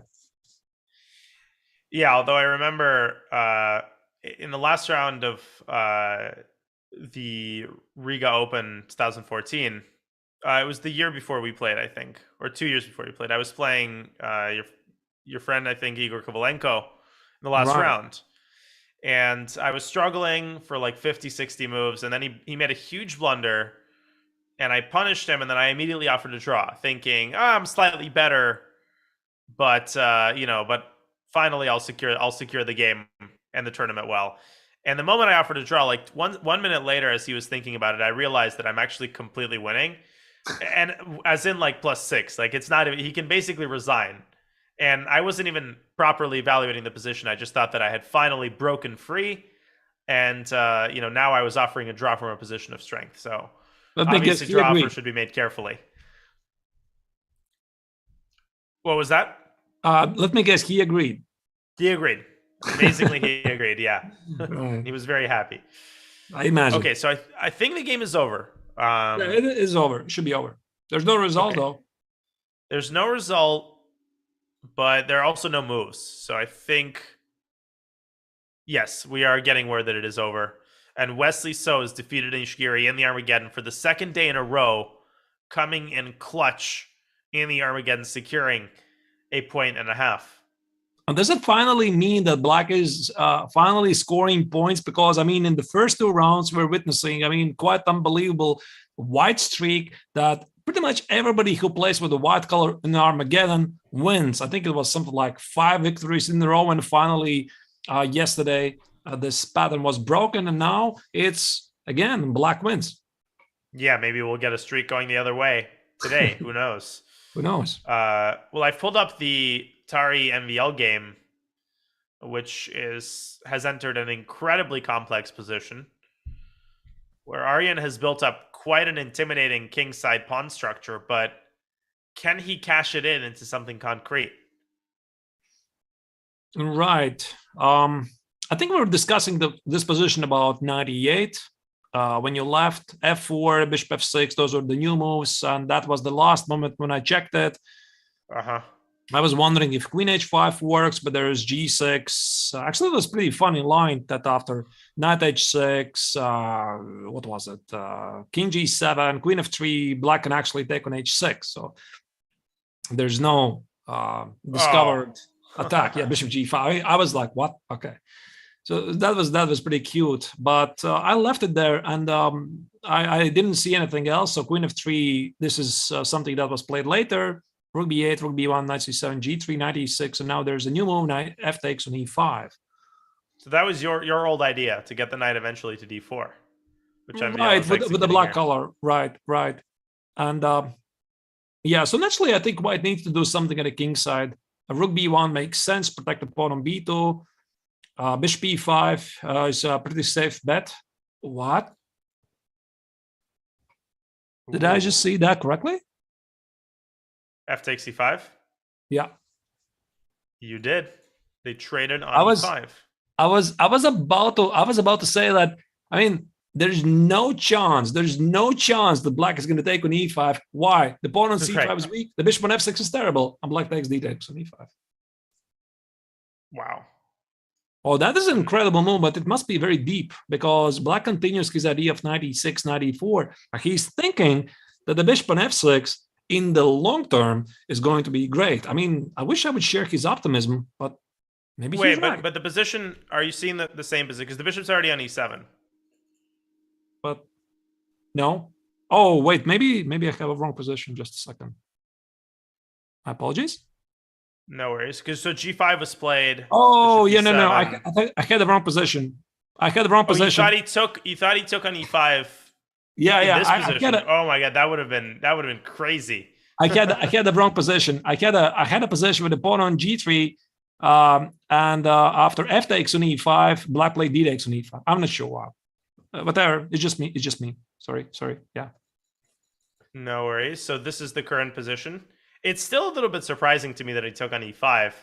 I guess he wants to follow up with h4, and just visually, White's position looks amazing, but the eval bar seems to think that Black is doing a-okay. Right. Yeah, this pawn is weak. Knight d4 is a possibility. So after h4, does Black want to go knight d4? Let's check it. h4. I guess you want to do that because the knight on f5 is kind of intimidating, and I'm not sure you want to play g6. Maybe indeed knight e4.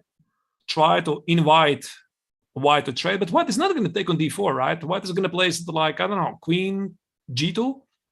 Yeah, probably g2, so that if you take on f5, the queen will be aiming at the c6 pawn. And now maybe g6. G6. This could be very interesting. G6, let's say knight e7, queen e7, rook f6. And what is that? Because I have some attacking ideas. By the way, the pawn on c5, it might be chronically ill because let's say the attack is over, we get out the pieces. Think about most like bishop b3, b3, knight a4, or even b3, knight a4, bishop a3. Right. Sort of a Nimzo Indian style idea. Right. No, this could get very unpleasant for Black, despite the the one very good piece, but good pieces don't win games. Okay, so Tari is contemplating the position after d takes c5. h4 is the natural move. I suppose that he's got alternatives like queen g3. He's down to 47 minutes after only 16 minutes, only 16 moves. So we're very likely to see at least a few time scrambles. Right. I'm wondering if there's a room for some queen g2, but probably no, right? Probably Black can just safely take the pawn. I mean, I'm trying to save tempo for h4. Maybe like pretend I don't need it. But probably I need it, right? Yeah, probably you do, because queen g2, I'll snap the pawn off. Mm-hmm. I was just looking at this pawn on g7 after bishop g5. I got some illusions. Maybe there's something like something. No, there's nothing. Tactics. There's just nothing. Yeah. Okay. Yeah, if you go h4, I'll go f6 even. Probably not the best, but Black ends up a pawn up. So probably White cannot skimp on h4. But Tari is thinking about something, and we'll find out what it is if he doesn't play h4. But let's have a look at maybe first of all the bird's eye view, and then we'll decide which game to look at next. So one game is already in the books with Wesley defeating Anish in the Armageddon. What else catches your eye, Arturs? I think it's very interesting, Daniel, to go to the Anand against Van Gaal. I mean, of course, we're going to have to go back to the Carlsen's game, but I left the game of Anand playing a4, and I felt that, I'm not sure, Daniel, probably you're going to agree with me. Maybe not, I'm not sure. But I felt that this was the turning moment for Van Gaal because it felt that Black is doing perfectly okay after a4, and he had pretty much a choice, like, do you want to continue to play? Because b takes on a4, it's like the equalizing attempt, because you trade as many pawns you can, you push b5, d5 later, but b4, it's like you want more. Yeah, so you're saying he's already playing for an advantage with b4. I think so. That was my feeling. Maybe I'm wrong. Maybe b takes on a4 actually is a bit risky because the pawn on a5 feels slightly vulnerable, but I had a feeling that b4 is more ambitious. Yeah, it certainly seems that way. And Vishy responds with bishop b5, cementing the bishop on the outpost. A trade on c3, and now White is left with this really ugly pawn, which Black attacks with rook bc8. And Vishy moves his rook up to d3, defending the pawn with rook a to d1, probably following next. And for Black, the key question, I guess, is whether he wants to break through with d5 or f5, or to play something more positional / slow. I don't know, with rook c5, for example. Right. Can I get the knight on c5? Because that would be pretty amazing, right? The knight on c5 controls many squares, but probably it's just physically impossible to do it. So I guess rook c5 will have to do. Yeah. So if he plays rook c5, White plays rook a d1, and Black plays, for example, queen c7. Well, but now White can go maybe c4. Mm-hmm. Although I guess there already Black can try to get his knight around to d4. So maybe White should keep the pawn on c3 to restrict the knight. Some sort of inequality where none of the sides can make a visible progress, maybe. Yeah, that's a classic type of equal position, right? Where both sides have a big weakness and they have to defend it, and you get essentially just a total standoff and a stalemate. Not literally a stalemate, but a kind of stalemate. Right. So on the clock, at least Anand is leading because he has about half an hour lead. As usual. He's playing with White. He's doing great. He's in great shape. I guess he wants to play, but even if he's going to play a draw, I don't think Vishy is going to be very upset. He's just enjoying the tournament. Yeah, and people in the chat might not know this, but Vishy, when he was young in his 20s, my old coach Gregory Kaidanov was telling me this. I mean, he usually spent an average of like 15 to 20 minutes a game. Like he's still pretty fast, but in his youth he was unbelievably fast. I mean, he was basically blitzing out moves, kind of in the style of Jan Nepomniachtchi today. Right. Yeah, I immediately want to think about Jan. Yeah, he's also super, super fast. How do people do that? I never understood how people just do that. I mean, my conscience simply doesn't allow me to do that. I mean, I want to play very fast, but then I remember, I have to ponder about these candidate moves, have to compare, have to calculate. This thing called thinking is just terrible. Yeah, it's terrible. Yeah, I know. I just don't understand how, people do that and then don't blunder. We have there's a Grandmaster Ilya Nizhnik who lives in the US now, and he has the same thing where he'll spend 15-20 minutes a game and never blunder. And I just don't get how that's possible. I mean, I blunder when I spend 45 minutes on a move. Right. And there's people like Grishik, for example, who spend 95% on the first 10 moves and they still play great chess. So it's incredible. Yeah. Like he literally plays blitz games every single game and maintains his level. It's unbelievable. Yeah. So D5 played by Wang Hao, who's got 35 minutes on the clock. And what's going on here? So probably Anand will capture, although Rook A D1 is another. No. Rook A D1 isn't very good because the Rook on D8 is defended. Right. So takes. Now what? If Knight C4, there's maybe Knight F4. I had a very similar position when Knight C4 also was a possibility, but maybe it's actually possible to play Knight C4. Wait, we need to calculate that because what does it lead? Knight F4, and I just take on B6, right? You take on B6, I take on E2. And King F1, and what is this weirdness? What a ridiculous position. I guess I have to move. So the knight is hanging, the rook is hanging, the other rook is hanging. Okay, what if I take on D3?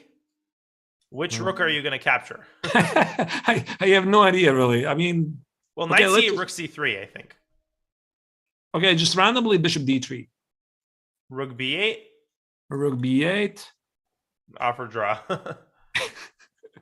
Yeah, okay, maybe I can play bishop E2, rook B6, and bishop B5. So I make like a special expression. I'm the one who is having the outside pass pawn at the queen side, C4, C5, if I get to move that. Maybe. Yeah, I think Vishy would be happy to get an endgame like this. And the black king can get cut off along the d file. Like if you move the king up to E7, white can go rook D1 and pretend that he's pressing. Right. Which probably he is. So what a ridiculous line. But Knight C4 is not forced. Yeah. But again, I mean, knight E5, of course, is it forced? But because black can also take with the bishop, right? I think. Wait, but doesn't black just lose a pawn here? Oh, you mean on D5? Yeah, on D5. Yeah, it's also probably that's what he's intending. Okay, well, knight takes D5. Knight E5, but then again, you lose sort of the whole idea of having the good bishop against the bad bishop in the opening, right? I mean, having this mindset that black is ambitious, he played B4 to get something going. So I think he would have wanted to keep the Lascaux bishop alive because his dream is get an endgame, for example, the bishops, having the king on C5, and he's trying to get to the pawn on A4 because it's, bad bishop. I have no idea. I have no idea. Knight D5 just loses a pawn, right? I mean, there's nothing. Just knight takes D5. We just skip this funny line with knight C4 altogether, right? Just take on D5. Yeah, we just take on D5 and then take on E5. Right. And what does black have to show for the pawn? Yeah, it makes sense. Right. So, is D5 an inaccuracy? So bishop takes D5, knight takes D5. I think you have to take with the rook in order to isolate the C3 pawn and be able to recapture it. Wait, but where does this lead? Because I could play, for example, rook D5, knight X on D5, and I can still secure the pawn on C3 by playing something like C4. Queen D4, I guess. Queen D4. Oh, you're all for tricks, right, Daniel? I mean, I see that immediately. Rook D1, knight C3. Yeah, nice. That was the idea. Rook D1, knight C3, and there's a fork. That's why I like knights. I see that now. Yeah. But rook E1. Rook E1, yeah. Rook E1 looks good. Wait, I can sense that there are more tricks here. Oh, I think I found some. Knight C3 anyway. Back rank. And after Queen E5, mass trades. And Knight B5. Yeah. Wow. And the hilarious thing is if white plays rook takes b5, currently white's up a pawn, but after rook takes c4, because of the mate threat, black is going to be up a pawn. Right. So here white has to play a takes b5 and essentially offer a draw. Yeah. Rook takes on c4, g3, the b pawn is swapped for the a pawn quite inevitably. Yeah. And, it's always funny when these endgames arise in tournaments where draw offers are not allowed. And then the players look at each other and you're like, all right, it's time for a 3-time repetition. But what are the draw offer rules in this tournament? Do you know? Actually, you caught me completely off guard. I don't know. I think there was some kind of a software rule, but might be something like 30 moves. But I commentators, commentators don't know. I forgot to look it up. Commentators don't know. I think there was some kind of.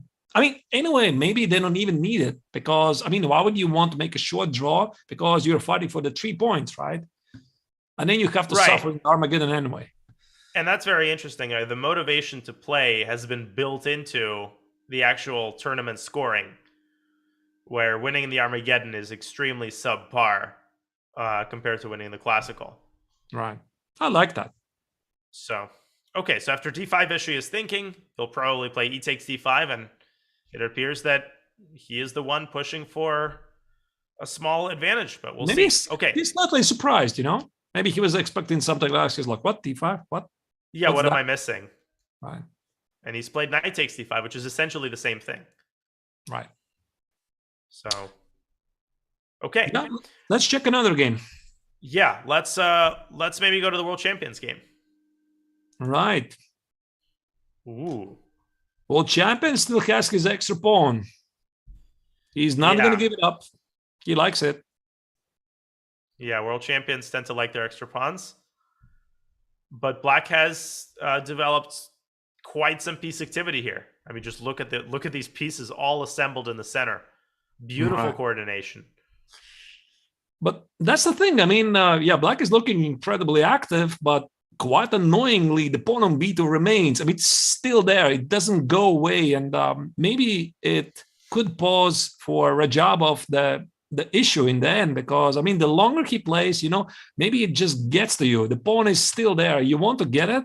It's just not winning. Yeah, I know. I don't see black winning this pawn back, but I don't really see a move for white either. I've been thinking about this for a couple of moments now. You can't move the rook from e1 because you'll drop e2. You can't really play knight e4 because black takes and gives a fork on c2. You can take on c5, but I don't know if white wants to give away the dark squared bishop. So how does Carlsen proceed here? Okay, I'll start with some move which doesn't really damage anything. What about rook a3? And I would like to initiate some trades. Rook a3 is some kind of start to initiate either knight e4 to trade the knights or bishop c5. But probably I want to keep my dark square bishop alive, because I think without the dark square bishop, it's going to be quite difficult for white to convert the pawn. So what do you do after rook a3? By the way, Magnus has played king f1. Wow. King f1. That's just not a move you see in the middle game very often. You see king g1 to h1, but king g1 to f1 is rather rare. It just protects the pawn on e2 and wants to play, I guess, rook c1 next. And I think it was the top move. Scary. Right. Maybe he wants to trade many pieces along the c file. Think about the next move, something like rook c1, rook c4, maybe. If not for trading on c5, also for Rajabov, right? So Rajabov has set up the perfect position, right? The knight on b4 is beautiful. The knight on c5 is excellent. But again, now what? Now what? All of the key squares are defended. White has a pretty clear plan of consolidating. And Timur with 32 minutes on the clock and still down a pawn. If you play knight b4 to d5, white can always play bishop d4, for example. Right. At a minimum. So how does black pursue? Black plays a neutral move. White's idea is to play rook c1, probably, right? Yep, I think so. It's got to be. Right, that's why he's playing king f1 to defend the pawn. Rook c1, protect the pawn. And then your idea comes in handy, I think. Rook a3, rook c3. Yeah, rook c1, rook a3, rook c3, trade many things. And I think also for a Java, this is a bit annoying because I think he's slightly afraid to start weight. For example, of course, he could do that. For example, make moves like, I don't know, I mean, useful moves like h6, bishop f8, double the rooks. But white is improving slowly. I mean, rook c1, rook a3, rook c3, and it just might get to you really at some point that you've done your best you could, you have activated your pieces, but it's just, there's no real follow-up. And I think if I would be playing this position from the black's perspective, I mean, maybe I don't understand this position enough, but I would be looking for some clarity. I would be looking for some forcing continuations, and I just don't see them here. Yeah, especially given the time situation. If you drag this on for another 15 minutes, I mean, you can't have 15 minutes for the rest of the game down a pawn against Magnus and hope to survive. Yeah, clarity is a good way to put it, but it is very hard to force anything here. It's hard to even make a threat. Like, you can't... White is so solid here. It's crazy. Right. I was flirting with some ridiculous ideas like knight d3, but I don't think they work. Actually, you want to punish white for king f1. Well, I want to try. I mean, you inspired me with your, desire for clarity and forcing continuations. But I didn't mean problem. That yeah, but there's a billion things I could do. Even rook e2 is fine. Actually, probably not good. And king g2 maybe. And why is the eval bar giving +3, and then whatever move I make, it goes down to 0.8? I think it means knight a3 is not very good. Yeah. Well, what's the move here? It's 3.5. Oh, it's maybe knight d4. Yeah, that's the and move. There's no discovered check. At least not a very serious one. So rook I d4, sacrifice bishop d4, and you're chilling. If you say so. I would be slightly afraid. Oh, well, I'm never... With the eval bar on my side, I'm never scared. I mean, if you know it's very good. Yeah, right. Okay. So now over the board game, I'd be shivering with fear here. I think Magnus definitely sees knight e3. He probably discarded it. Okay, it's funny. It looks interesting. I can at least, Daniel, usually at least in these kinds of positions, I don't know how you are thinking, but my approach is usually that I call it the minimal program. What does it mean? I mean, I see, for example, something like knight e3, and I think at least I'll have e takes knight e3, let's say king g2, right? If I completely fail to calculate something really good, and when that happens, then I look for more. So yeah, that's at least I know I'm not going to blunder anything badly. At least have king g2 and then calculate. No, totally. I call it the emergency option. Like you spend a minute or two finding an option that if nothing else manifests itself, you can always go for, and it's safe, and it's okay. Emergency option. I like that. Yeah, and the same thing goes for situations where you have a perpetual in your pocket. Which is a very reassuring feeling. Like you can think for the rest of your time, and if you don't find anything, you can always make the draw. Nothing better than that. I'll remember that emergency option. It sounds even better. Right. It has it's snappy. But in the time that we've been talking, Timur still hasn't moved. Now he's down to 28 minutes, and he's got to be getting nervous in regards to the clock as well. Real nervous. Right, and again, to remind you, there is no increment until move 40. I mean, this is it. There's no plus 30 seconds. It's just 28 minutes and 20 seconds. And the increment comes at move 40. This is move 22. He still needs to make good, 18 moves? Yeah, and Veselin is like, okay, you're feeling my pain, Timur. Could you predict that Veselin was going to lose on time yesterday, or did it come as a shock? It kind of came as a shock, but I expected that somebody is going to lose on time. Well, technically, I think, who was it who lost in the first round? Somebody who had a losing position. I think it was actually Rajabov. I think so. He lost on time himself against Wesley when he played this terrible Italian game with the black collar, but the position was completely lost anyway. So technically, yeah, I don't think he was the first one. But of course, for Topalov to lose a game like that, when position was, slightly annoying but bearable, that was painful. Yeah, Veselin has had some bad, losses like that in his career. I remember in round 1 of, I don't remember what tournament it was. He was playing Magnus, and I think Veselin, no, I think it was actually Carlsen who misread the time control and thought that there was a time addition when there wasn't, and he was much better and ended up letting his time expire. I just don't remember if it was Veselin who lost on time or Magnus. But anyways, all sorts of stuff can happen with these unconventional time controls. Let's go back to the bird's eye view. And let's see what other developments we can spot. So we looked at the Vishy game, and Wang Hao did end up taking with the bishop, so he's just a pawn down. Arturs not pretty underwhelming continuation there for Wang Hao. That was a bit strange. I mean, it kind of doesn't add up, at least. Okay, maybe I didn't understand the position correctly, because I felt that he did play this entire sequence of b4 to get more ambitious play. Now, clearly with bishop c4, Wang Hao has no illusions here. He is not playing for the win. He's just trying to make a draw.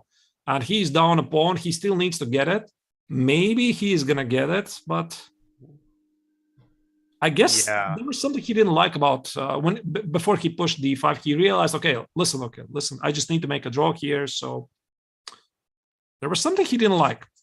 Yeah, but now Vishy is, breathing peacefully, and he's up a pawn with absolutely no risk. So I agree with you. I think this was, something misfired there in Wang Hao's thinking. But wait a minute.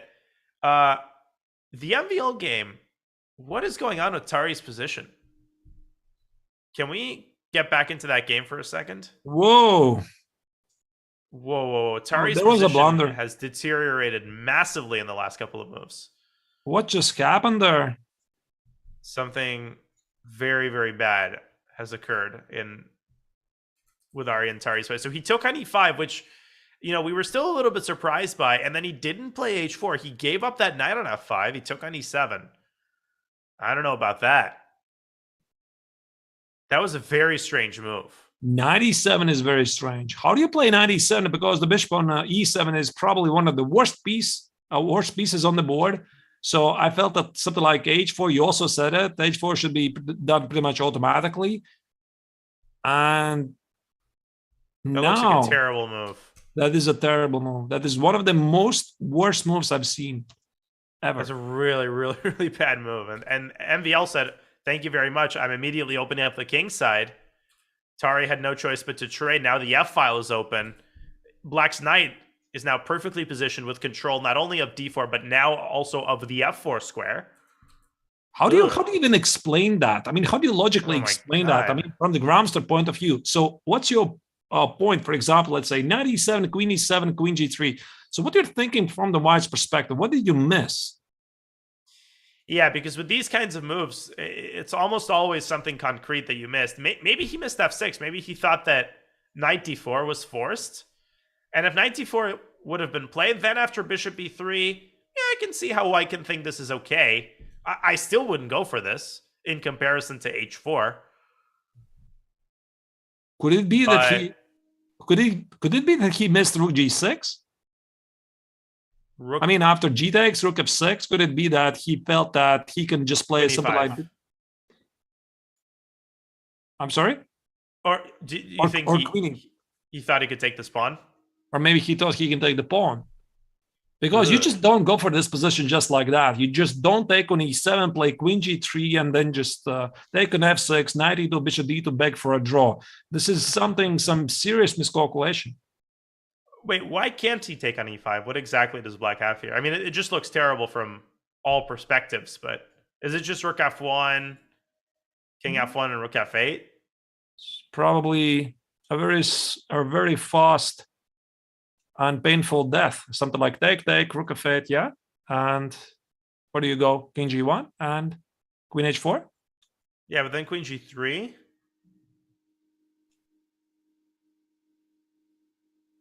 Where's the win? Oh, I guess it's just like queen h5 and rook f3 and knight d4. And there's too many squares and too many entry points. Rook f6, rook g6 also. Maybe this is what he was intending, actually, that he's going to take the pawn on e5. But listen, I mean, just looks so dangerous from afar. just so dangerous. I mean, just don't leave your king exposed just like that.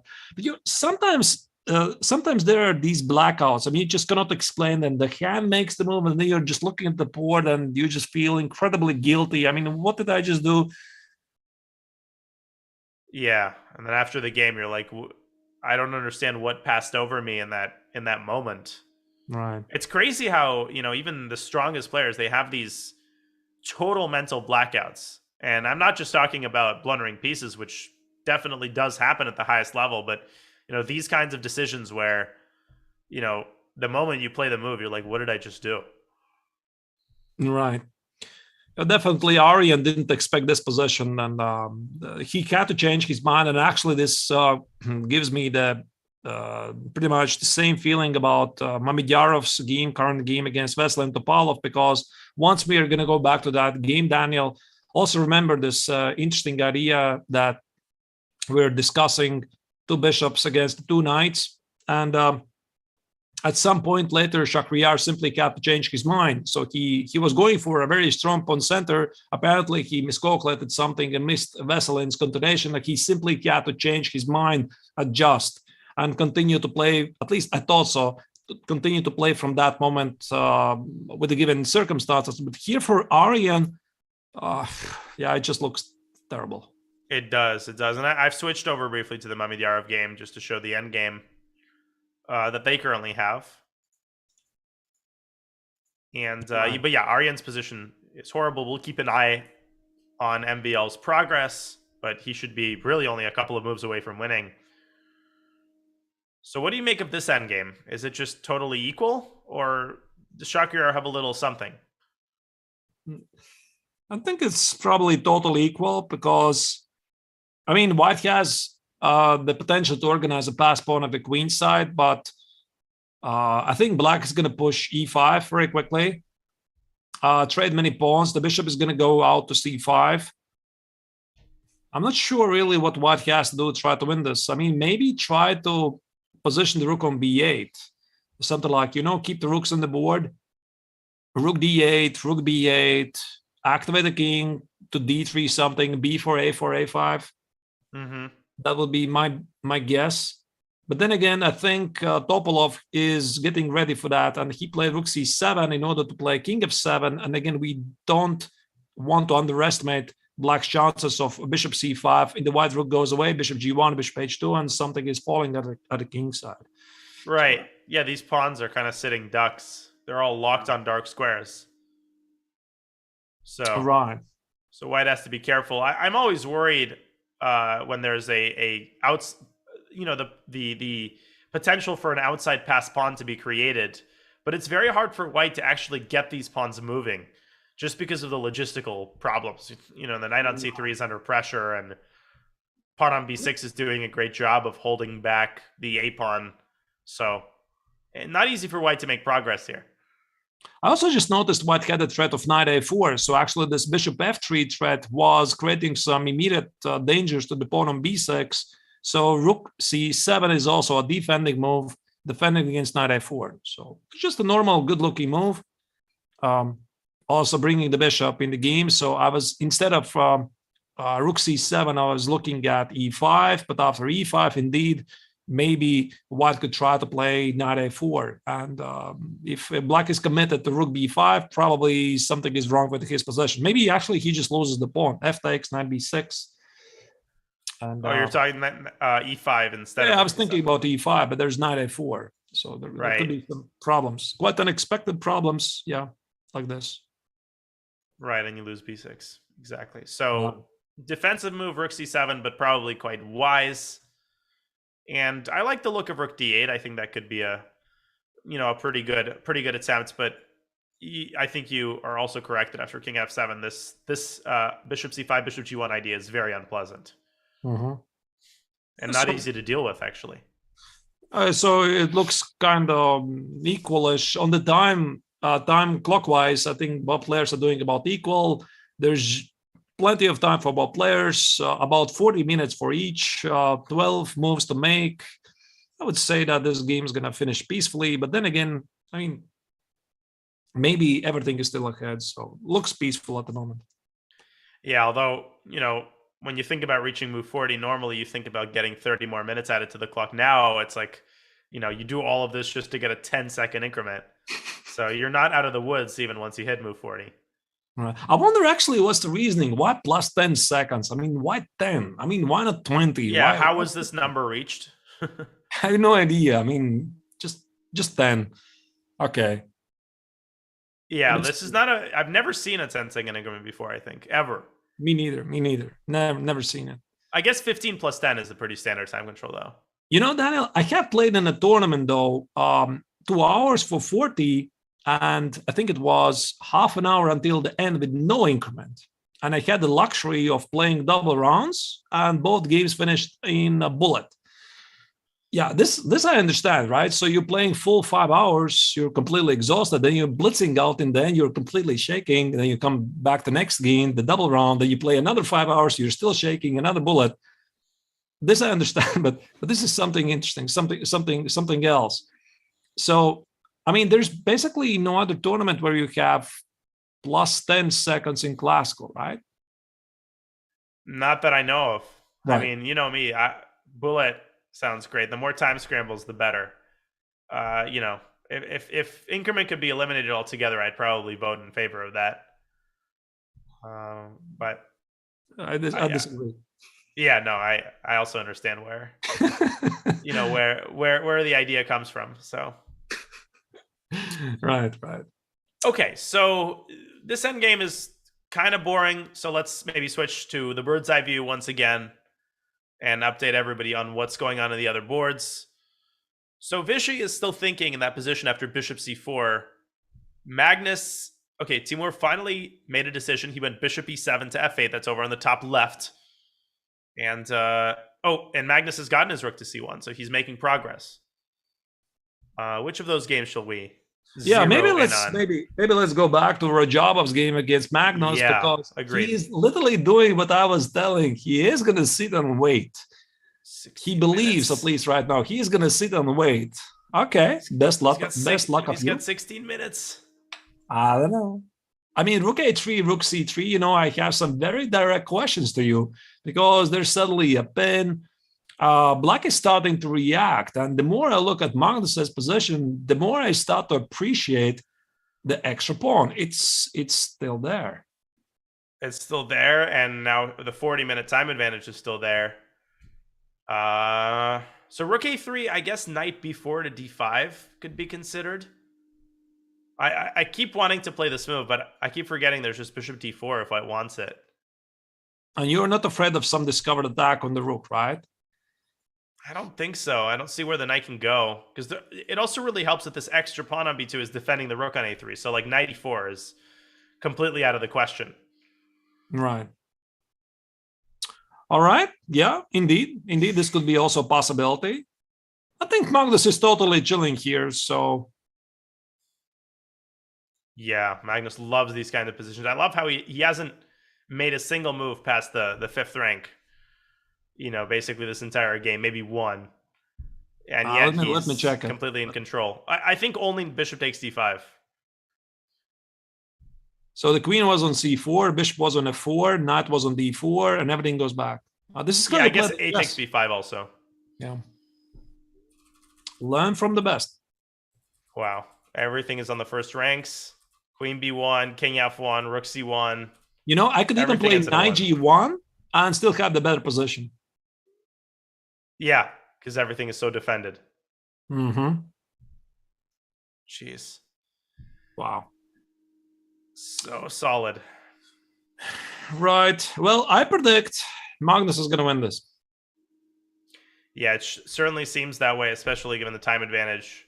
He's taking his time here, but rook a3 looks so natural and so strong, just going for c3. And Timur just hasn't found a way to lend clarity to the position. And, once the rook gets to c3, the compensation will evaporate entirely. Right. Also, of course, White is seeking for some possible trades. At the same time, maybe this rook a3 not only comes with the threat of rook c3, rook a3 defense against knight b3, fork allows to play knight e4. Maybe Timur is going to play after rook a3, either this knight e5 he mentioned or rook b8. Right. Wait, after you're saying after rook a3, I'm rook just wondering b8 what. to get off of the c file. Yeah, just go away, because I'm thinking, what is Black supposed to do? Maybe he just, he has to sit and wait. He seemingly made up his mind. He played h6, bishop f8. Just he's gonna wait, and after rook a3, probably in this regard, rook b8 makes sense. Keep as many pieces on the board. He can always play knight e5. But the problem is, I think every single move is going to extract him sometimes. So he has what? Almost 17 minutes. He needs to make 17 moves. So that is what? 1 minute per move in That's a position. nothing. Yeah, but in a position where the moves are not easy made. Yeah, there is a trap. There is a trap. If white goes rook c3 here, I realize that black has knight d5. Oh. And if rook c5, knight takes e3 is check, punishing the king for being on f1. And then black recaptures on c5. And if white plays bishop c5, then knight takes c3, attacking the queen. So rook b8 is actually quite a tricky move. Yeah, maybe something like that could be played. So that's why I guess Magnus is thinking, because normally at this level, I mean, it's not like you play rook a3 and you're just chilling, right? You expect something from your opponent, and after rook a3, Magnus is probably thinking very hard. Okay, probably Timur is going to respond with something like, I don't know, rook b8. What am I going to do next, right? So maybe the rook on a3 actually doesn't belong there. So what else do I have? And it often feels like you are bringing together a puzzle, right? I mean, you have the white pieces, you have the black pieces, you see the picture, and you try to, find the right way to stick them together. Right. So, well, 94 by Magnus. So he's decided on a different approach, going for the immediate trade. 94. And there's no fork on b3, right? I hope I didn't blunder anything. Take on c8 and just... Rook I would be afraid... No, knight d5. Wait, is there some funny ideas with a mate? Daniel, you're very fast with tactics. Can you find, is there a mate or something? Some mate from black side? From white side. I was looking something like knight e4, knight b3, trade the rooks. Can I play some bishop h6? I mean, I'm too lazy. No. I don't think so, because knight g5, I always have like queen f5, for example. Right. Okay, so, probably. Okay. Yeah, I can play knight e1 here. Your idea is that after gh, there was knight f6 check. But even here, I think after king g7, black is fine. Yeah, I think you're totally right. So there's another interesting idea, which is that after knight e4, knight b3, after the trade, you should also consider probably knight d4. Oh, no, it doesn't work. Takes a knight c2. Yeah, right. No, that doesn't work. On the board. Yeah, knight d3 is on the board. It is played. Okay, Magnus is taken on c8. Now, where will he put the rook on a1? That's the big question here. Rook a7 seems to be the only feasible square, since rook a3 walks into knight d5. Yeah. So rook takes on c8, rook a7. Probably. And then what if I still go knight d5? Trying to go, obviously, rook c1 after the trade? Oh, knight c3. Oh. By Magnus. That's a very important intermezzo, closing down the c file. And that was his idea. So he's sort of afraid of what's happening at the c file, right? Because you have these menacing knights on b3, b4. There's some rook c1, knight c2 ideas, and knight c3 just closes the c file for good. And also for Magnus, he just doesn't mind trading some pieces. I mean, rook takes on c3, b takes, knight a1, whatever. Okay, sure, let's trade. I have the pawn. Yeah, and then the other thing is that this opens up more possibilities for the rook. I mean, in case of queen c4, you could go knight d2 to trade knights, or you could go even rook a4. So this widens the rook's ability to move down the a file. What a great move. Can I try to play something like queen h5 and punish white for king f1. I'm not sure though where's the punishment, but the pawn on h2. One check. Yeah, I was looking at the pawn on h2, but I guess I just cannot remove the knight from f3 any easy way. Nah, well, where were the? I guess rook a3 now makes sense. Right. Attacking the knight on b3 and forcing it back. No, it just seems like Timur's fingers are slipping away from the ledge, and now he's taking more time, and not entirely clear where to put the queen. Right. So, okay, so Magnus continuing to nurture his advantage, MVL with a winning position all of a sudden against Ariantari. I think this is a good time for a short break. We will be back very soon with more coverage of Norway chess, so do not go anywhere. We will be back in just a couple of moments.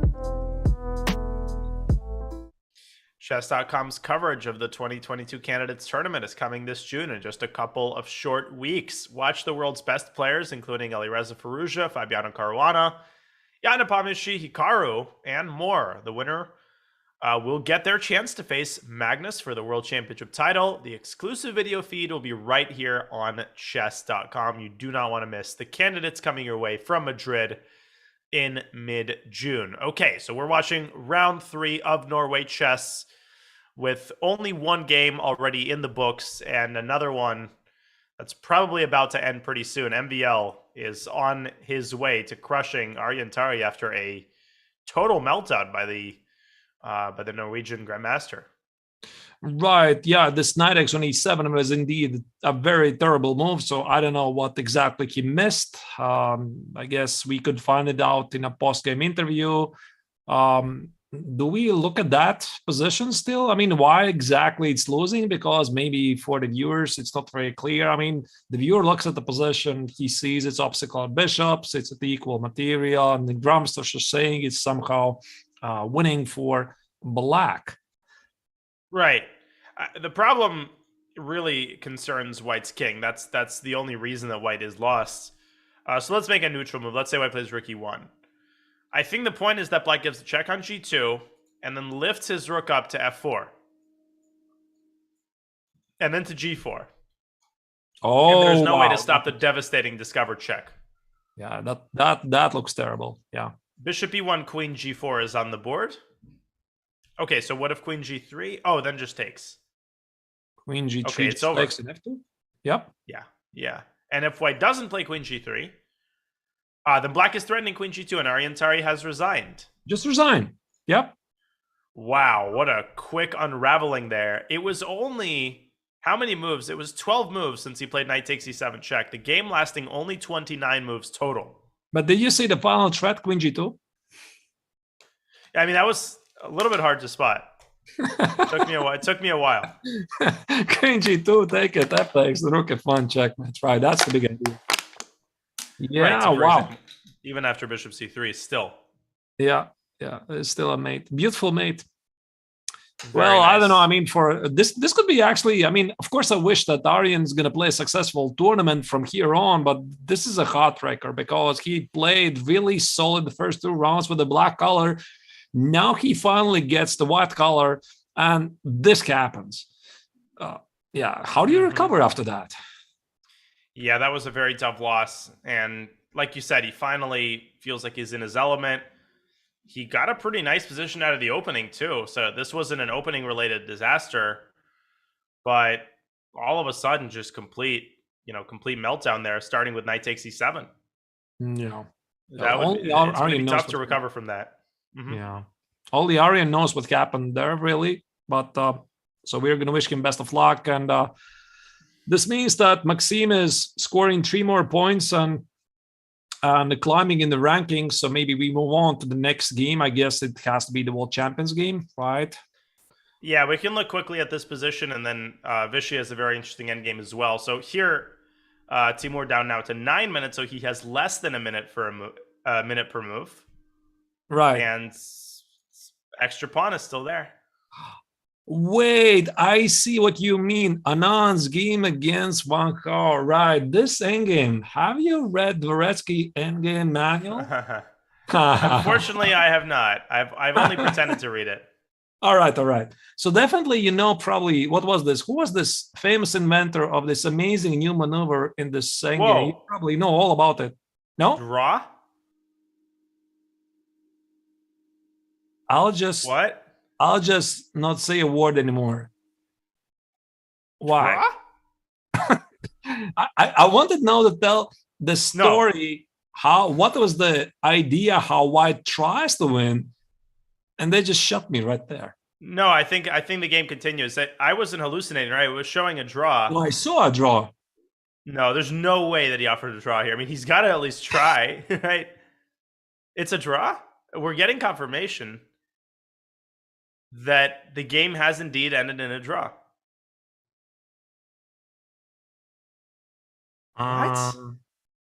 Don't you try to like make an expression that you want to win this, like, you know, I don't know, 3-4 moves. Black shows the perfect technique. And are you sure this is this a draw with perfect technique? Do you know? No, I don't know. I know the position. Manual here. Let me get it. I have it as well, but in another room.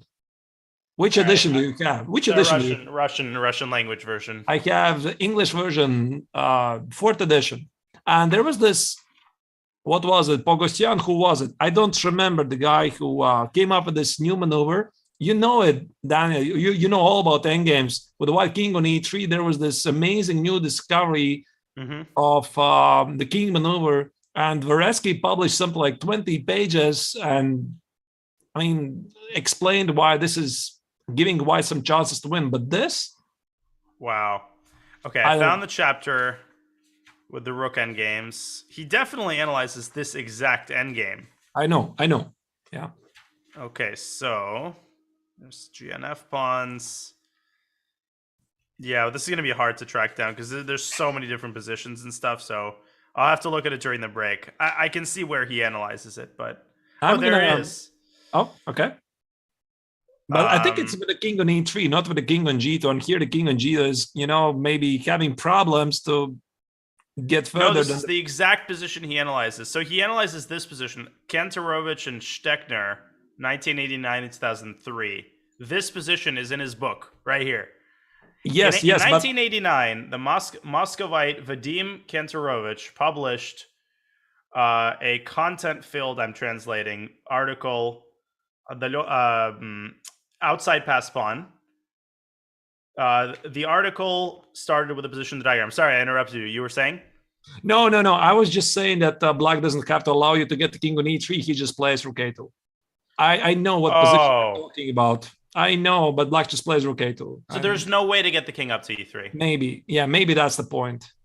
Oh, and so with that... Oh, so it's just a dead draw? Like white can't do anything here then? Maybe. And what if you put the pawn on a7? Then there's just nothing at all, ever. No, that's a draw. Although there's some positions when you can try to put it, but Anand's just like, you know... We're just mortals. Daniel. He understands it immediately, you know, just one glance, he knows. We are discussing, but he knows. I'll have to check it with with the engine afterward. I'm not totally convinced that it's such an easy draw. Well, I would play. You would play probably, right? I have a pawn. This is all I see. I understand it. I have to try. No, totally. Maybe F3 or something. I don't know. Yeah. Oh, wow. Okay. Well, they will start the Armageddon very shortly. Maybe Vishy just wanted to play Armageddon, really. So, you never know. Right. The classical was just, you wanted to get that out of the way as soon as possible. Right. Okay.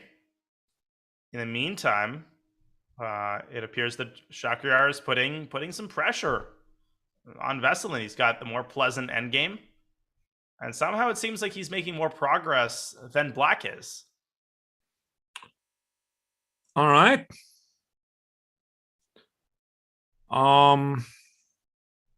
Rook b7. Well, there's some progress for white. How did that happen? So black played rook c7, king f7, knight d7. I guess Veselin was not happy to bring out the bishop on c5 for whatever reason. Maybe he was afraid it will be traded. I mean, move 29, white plays a3. Maybe he didn't like that. After bishop c5, there's some knight a4, but I kind of don't get it. Oh, wait, and there's rook d6. Aha.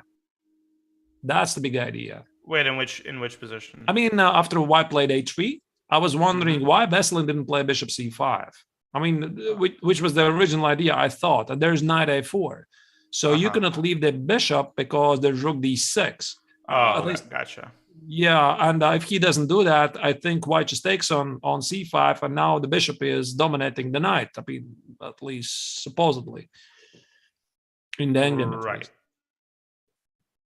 And yeah, by the way, the table basis, or Stockfish rather, does give 0.0 at a very high depth. So it is a drawn endgame in Vishy's game. I'm still surprised that he didn't, make a couple of moves, but these people, they know everything. So They know everything. We know nothing. right. Okay, so Vishy's game, has it begun yet? No, it has not started just yet.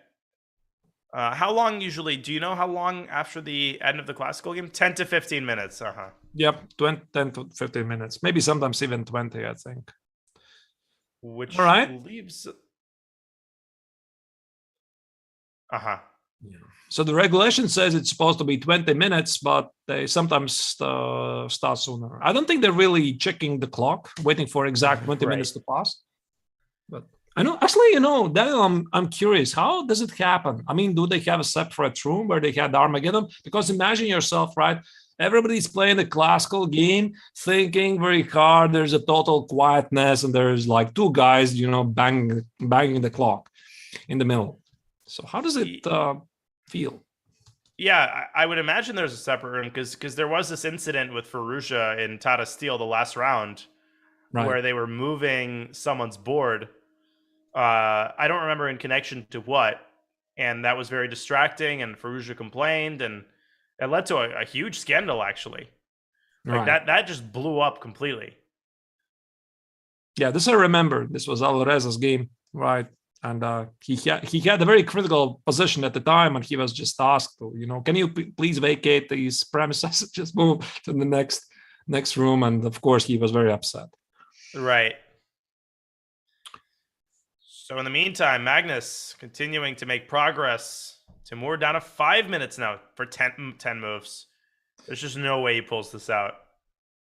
Wow, 5 minutes for 10 moves. And the pawn is missing. And then plus 10 seconds. The future looks grim for Timur. Extremely grim. I was thinking Queen C2 is a possibility.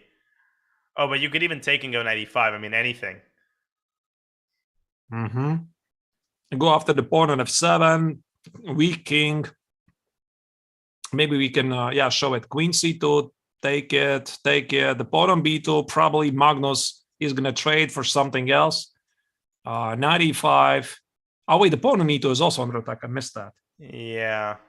So maybe you should start with a rook A8 with the idea of going 95, 97. That is interesting. And if you play F6, I think I have a time to play 94, right? Yep. Take. You're going to take on E2. Because there's a pin. That's nice. And then the B pawn should eventually probably decide the game. Yeah, I mean, these end games are almost indefensible. The ones with, 4 on 4, and then there's one pawn on the queen side, and got no time. So right. So yeah, rook a7 is on the board, and Timur's clock is ticking, and one can't help but feel. I mean, if you're in Timur's place, that it's just not going your way. I mean, the pawn is still there. The pieces are getting traded. Your clock is ticking. The opponent is not giving up the pawn. Ooh. Wow. Desperation from Timur as he plays G5. Obviously threatening G4. Magnus is going to see that. Now, Magnus could play H3. That's probably the simplest. Yep, H3 looks pretty good. Or you could move the king back to G1, and that would threaten, all sorts of stuff with starting from rook takes F7. Wow, rook F7, ID5, very nice idea. And now if I try to somehow use the same idea of Queen C2, how does it feel together with the inclusion of G5, knight on King G1? Probably it's pretty much the same, right? It doesn't really change a thing. Well, black has King G7 in response to rook A8, potentially. Oh. So that could be a little bit of relief for black. Maybe that is actually his idea. I mean, sort of like make an expression that he is, having some attacking ideas, but actually he secures the G7 square for the king. Right. So rook A8, King G7, and if you try knight D4 here, then there is already rook takes B2, and everything seems to be in order. Now, white had other options there along the way, as you could see from the eval bar. So this doesn't solve black's problems. But the big question for Magnus is whether he plays H3 or whether he steps back with his king. Right. Maybe Timur also wants bishop G7 here. That could be another idea. Or maybe he's also looking for something unexpected.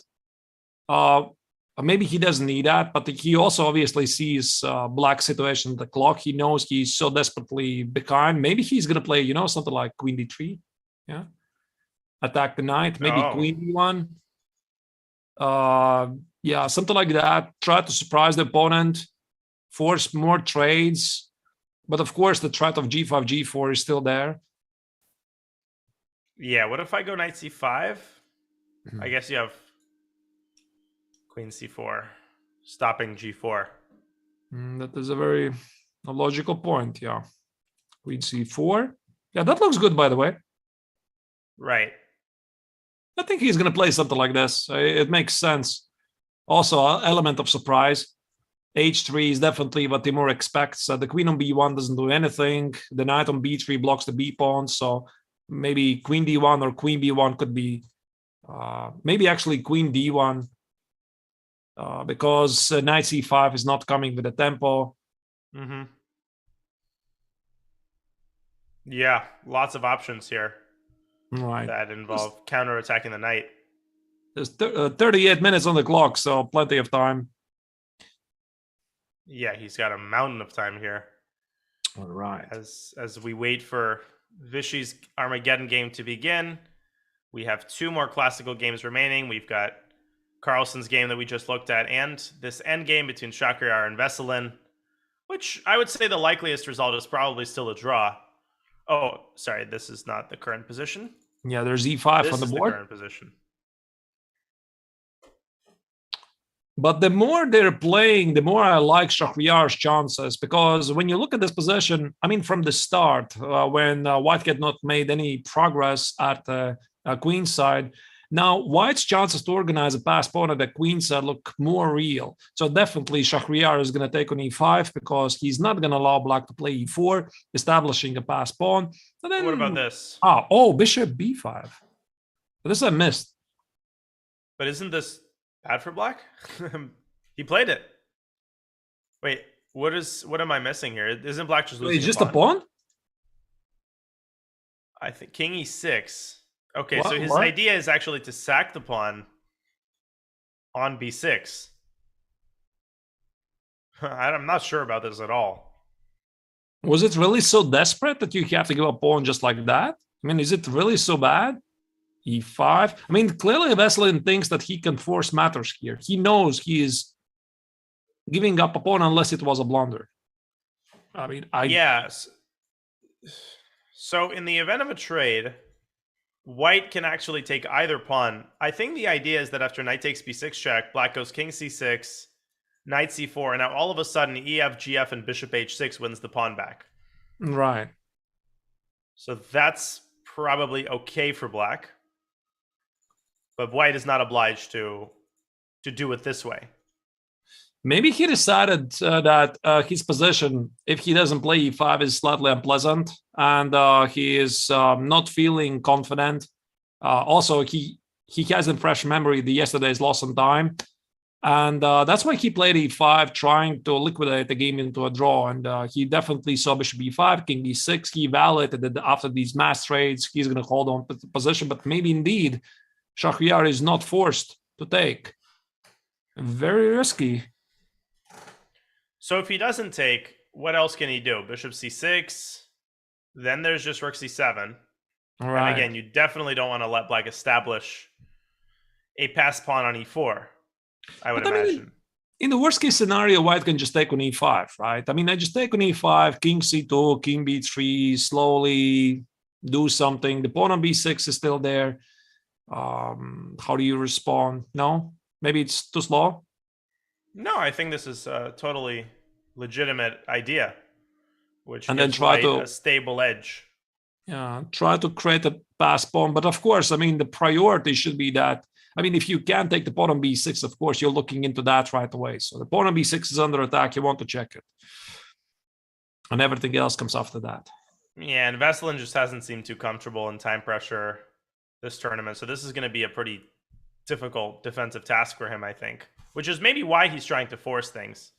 I mean, he just senses that he's getting tortured here right in this endgame.